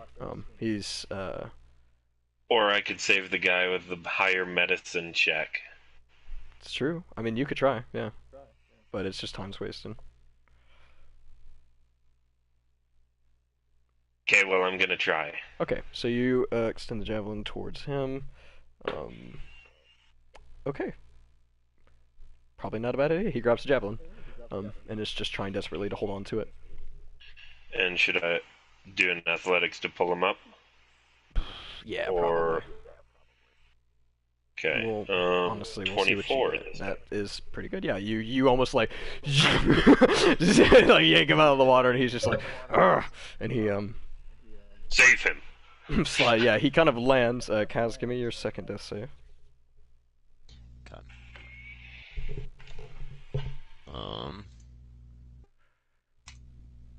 And I'll just use a lucky feat real quick. Alright, 16. Okay. Okay, that's good. Yeah, he lands and he kind of like spits out water and he kind of clambers over to Kaz and just kind of like just smacks a hand down on him. And he is going to give you 2 HP back. So you are conscious. Okay. With 2 HP. Ren, give me another athletics to try and grab the second. Great. Say 17, then a 7. Okay. 7. It's another great. There is another great. You missed this one. You kind of reach up. It's a similar thing. You're like, what did you get last time? A 6? 5. A 5. Okay, so this time you get up and you get a kind of a good hold. You're like, okay, and then just kind of mossy green, wet stone. Your hand just slips right off.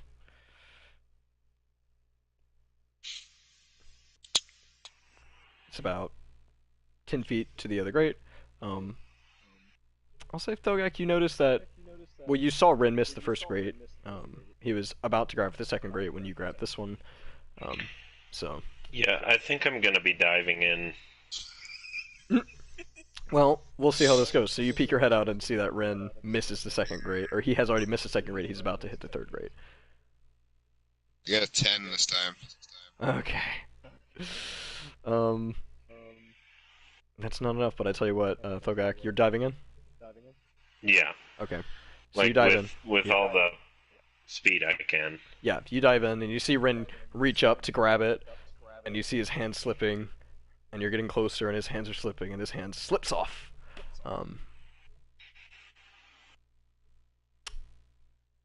Ooh. So I'm gonna need an athletics from you to see if you grab the sewer grate. I guess maybe, what would you say? Maybe, yeah, from you to see if you grab the sewer grate, and then another one to see if you grab Rin. If that's what you're gonna do. You're behind him. Yeah. Yeah. It's gonna have to be like right at the same time too. So I got a 27 for the first one. Okay, well, let's see. It's not going to be another athletics, I don't think, to grab him. It's probably going to be a... That's not your character sheet. Trying to decide between... I was thinking acrobatics or sleight of hand. I think probably sleight of hand to try and just grab him. 18? I rolled a 15, so yeah, 18. Yeah, okay. I think, yeah. So you just right in the nick of time, right as he's about to escape your reach, getting swept away by the river towards the gate. You grab the grate and you grab him. So he's kind of you're holding on to him in the current. You've got the grate in one hand. So Oh man, this is great. Sorry, it's not a grate. It's an entrance. I don't know why I'm calling it a grate. Because I said it. Oh, stop influencing me with your influences. I'm an influencer. I'll use that athletics to... So yeah, you start pulling yourself into the grate. You're pulling Rin with you. Would you like to get Rin in there first, or climber in yourself, kind of, and try and pull him in? That probably sounds harder, instead of just pulling him to you. I would rather get him up there first. Yeah, so he Thogak kind of wrenches you through the water. He picks you up by one arm and places your hand on the side of the grate, or the sewer grate, and I imagine he kind of just like gets his hand under your butt and just pushes you up into the entrance. Does that sound about right, Thogak? Yeah. Okay, and then you pull yourself up relatively easy, and you two are now in a sewer tunnel. Next to a sewer tunnel that Kaz with, what did I say, 3 health or 2 health? 2. 2. Kaz, you have 2 HP and you're barely conscious, but conscious. And the doctor is kind of on his back panting.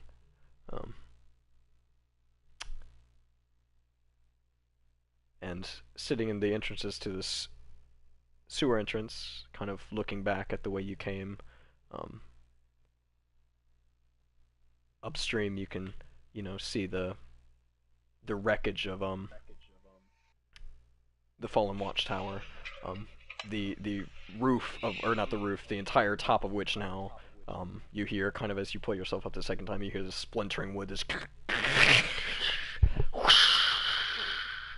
and you kind of watch as the room of the perch just kind of drifts past you, or kind of drifting towards the bridge. It hits the column that Kaz hit, and part of it stays in the middle. Two parts of it split around the edges, and it just all this wood and nails and terrible debris just kind of floats past you. Some of which gets stuck in the large gate at the end of the river. Some of which flows through. But you're left looking at the somewhat raging inferno and a terrible plume of black smoke raising from where the watchtower once stood.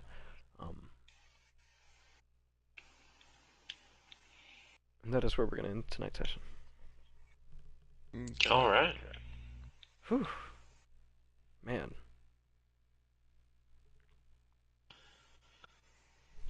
So? And I'm probably going to be panting too. Yeah, I imagine so. Maybe you just saved the party, basically. That could have been disastrous, honestly. Oh, Jesus. Just be thankful none of you were wearing water. One of the deadliest things in D&D. Oh my God. So true. I just be thankful none of you wear armor, because it would have impeded your movement none of us speed. are vampire. Yeah, you would have died instantly. Really. I almost made my character a vampire. Running water. Oh God. Yeah, I remember that. Oh, that would have been bad. Yeah. So, now that we're here, I can say I had 2 stopping points in mind before we took our long break, the 4-month hiatus for school. And I asked you originally, cliffhanger or stopping point. Basically, the stopping point was after the heist, and arguably before or after the box gets opened. The cliffhanger was after or at the end of this session. So, which, in retrospect, do you think you guys would have preferred? I mean, I like having more playtime. That's true. That's true. What was that, Mark? I don't really have a preference. Probably when the box got open would have been a better stopping point. That was what I had decided on before we couldn't even make it there. But this, I just wanted to let you guys know, this is kind of the stopping point I had in mind originally, which is laughable now. But yeah. So thoughts. This was probably. I mean, this was I would argue a very big turning point in the campaign. I've introduced narrative plot elements that I have been wanting to introduce for years, really, I think. Yeah. Yeah, I like it. That's good.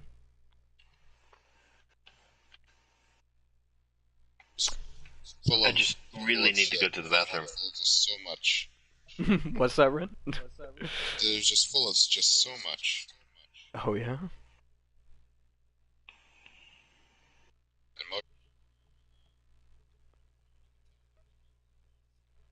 Yeah. I feel that.